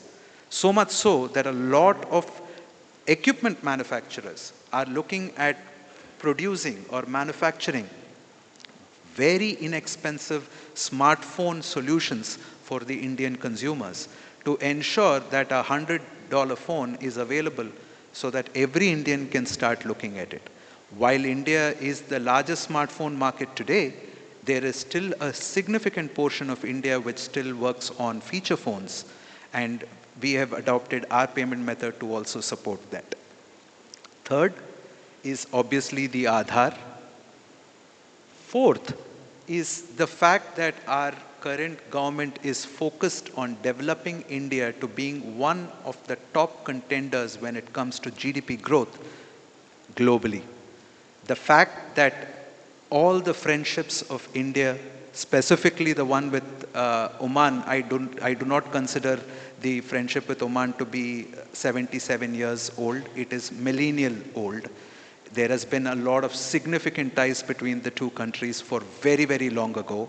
And today, all such friendships are helping India as an economy develop, grow, and start working with each other in a very, very meaningful manner.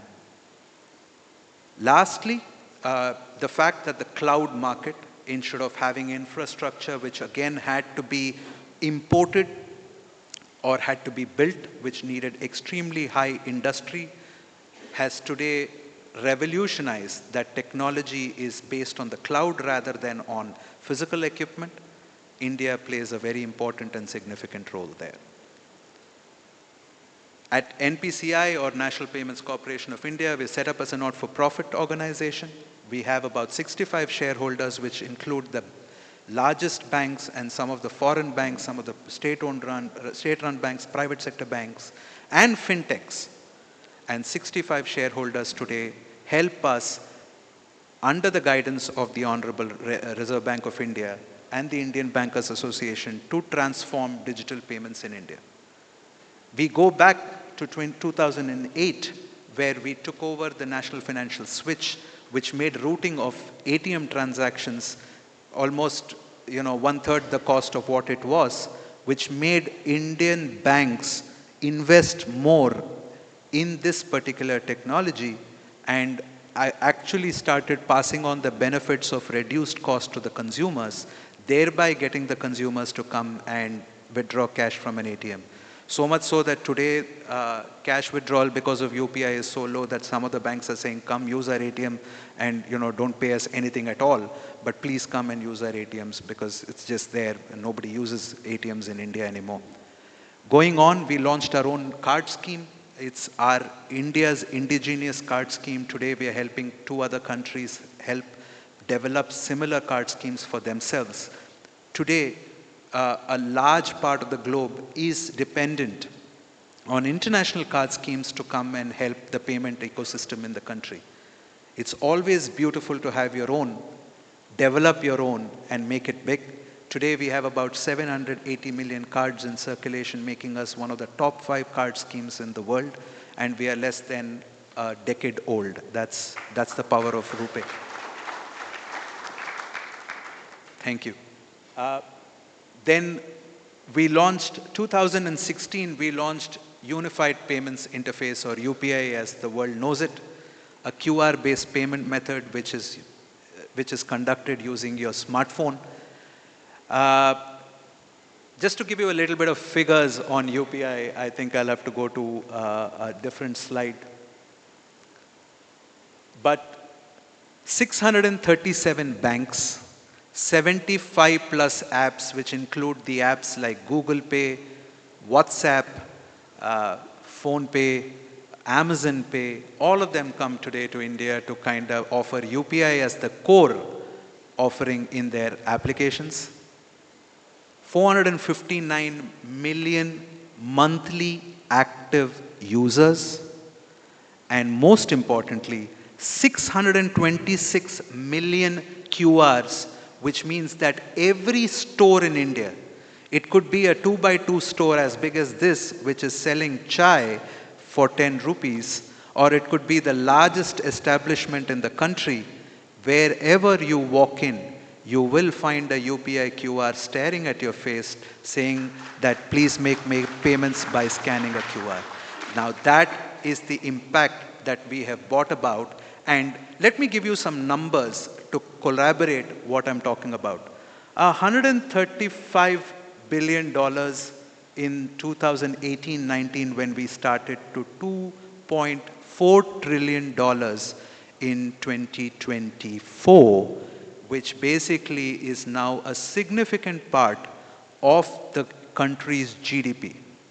I do know of certain countries where the amount of digital payments is probably 5 times or 6 times their GDP, but we are not very far away from doing that, because if you look at the kind of quantum growth that we are going on UPI, we processed 131 billion financial transactions in 23-24. 133 billion transactions amounted to 49% of the world's real-time payment transactions. This by a platform which was launched in 2016, which goes to prove that it does not take time, but it takes a lot of intent coming together by multiple sectors, and the fact that you are able to make effortless, simple solutions which anybody and everybody can adopt. UPI is one such technology that my grandfather uses with ease, and so do my children.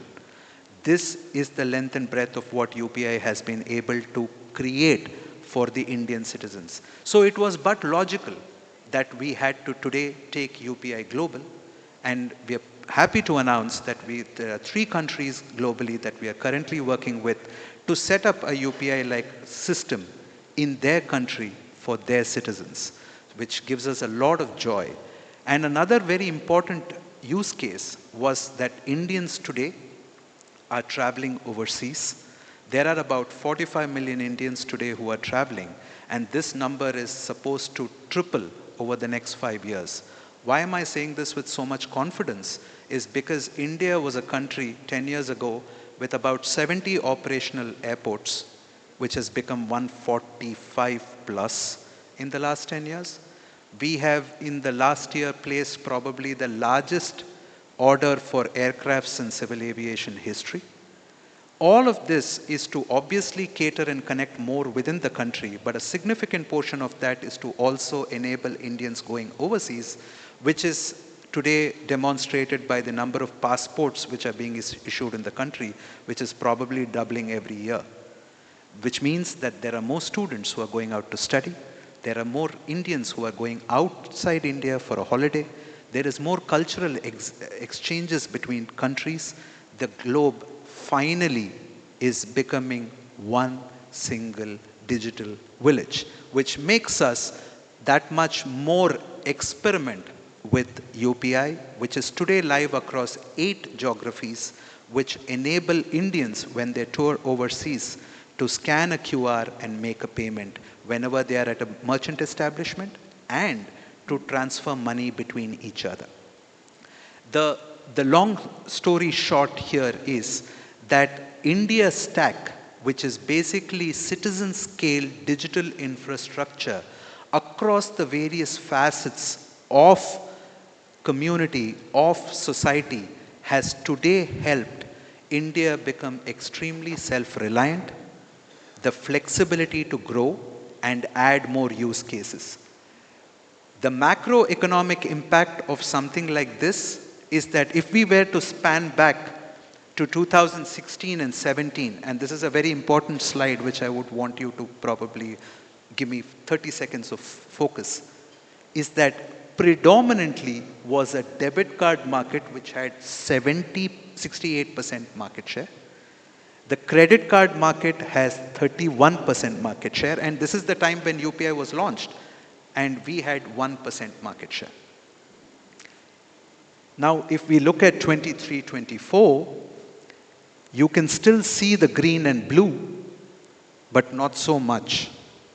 Now, this has not been possible by us eating into the debit card and credit card market share. Let me tell you that all the international card schemes which are present in India are growing at the most healthiest growth rate that they witness in Southeast Asia. However, we have been able to expand the pie and make digital payments accessible to all through UPI, which today controls 96% of the digital payment ecosystem in the country.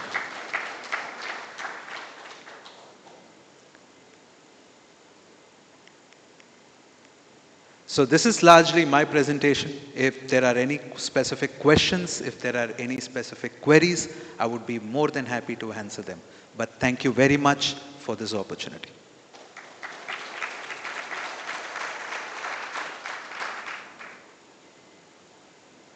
Great. I know it is time for lunch. Thank you very much. Thank you.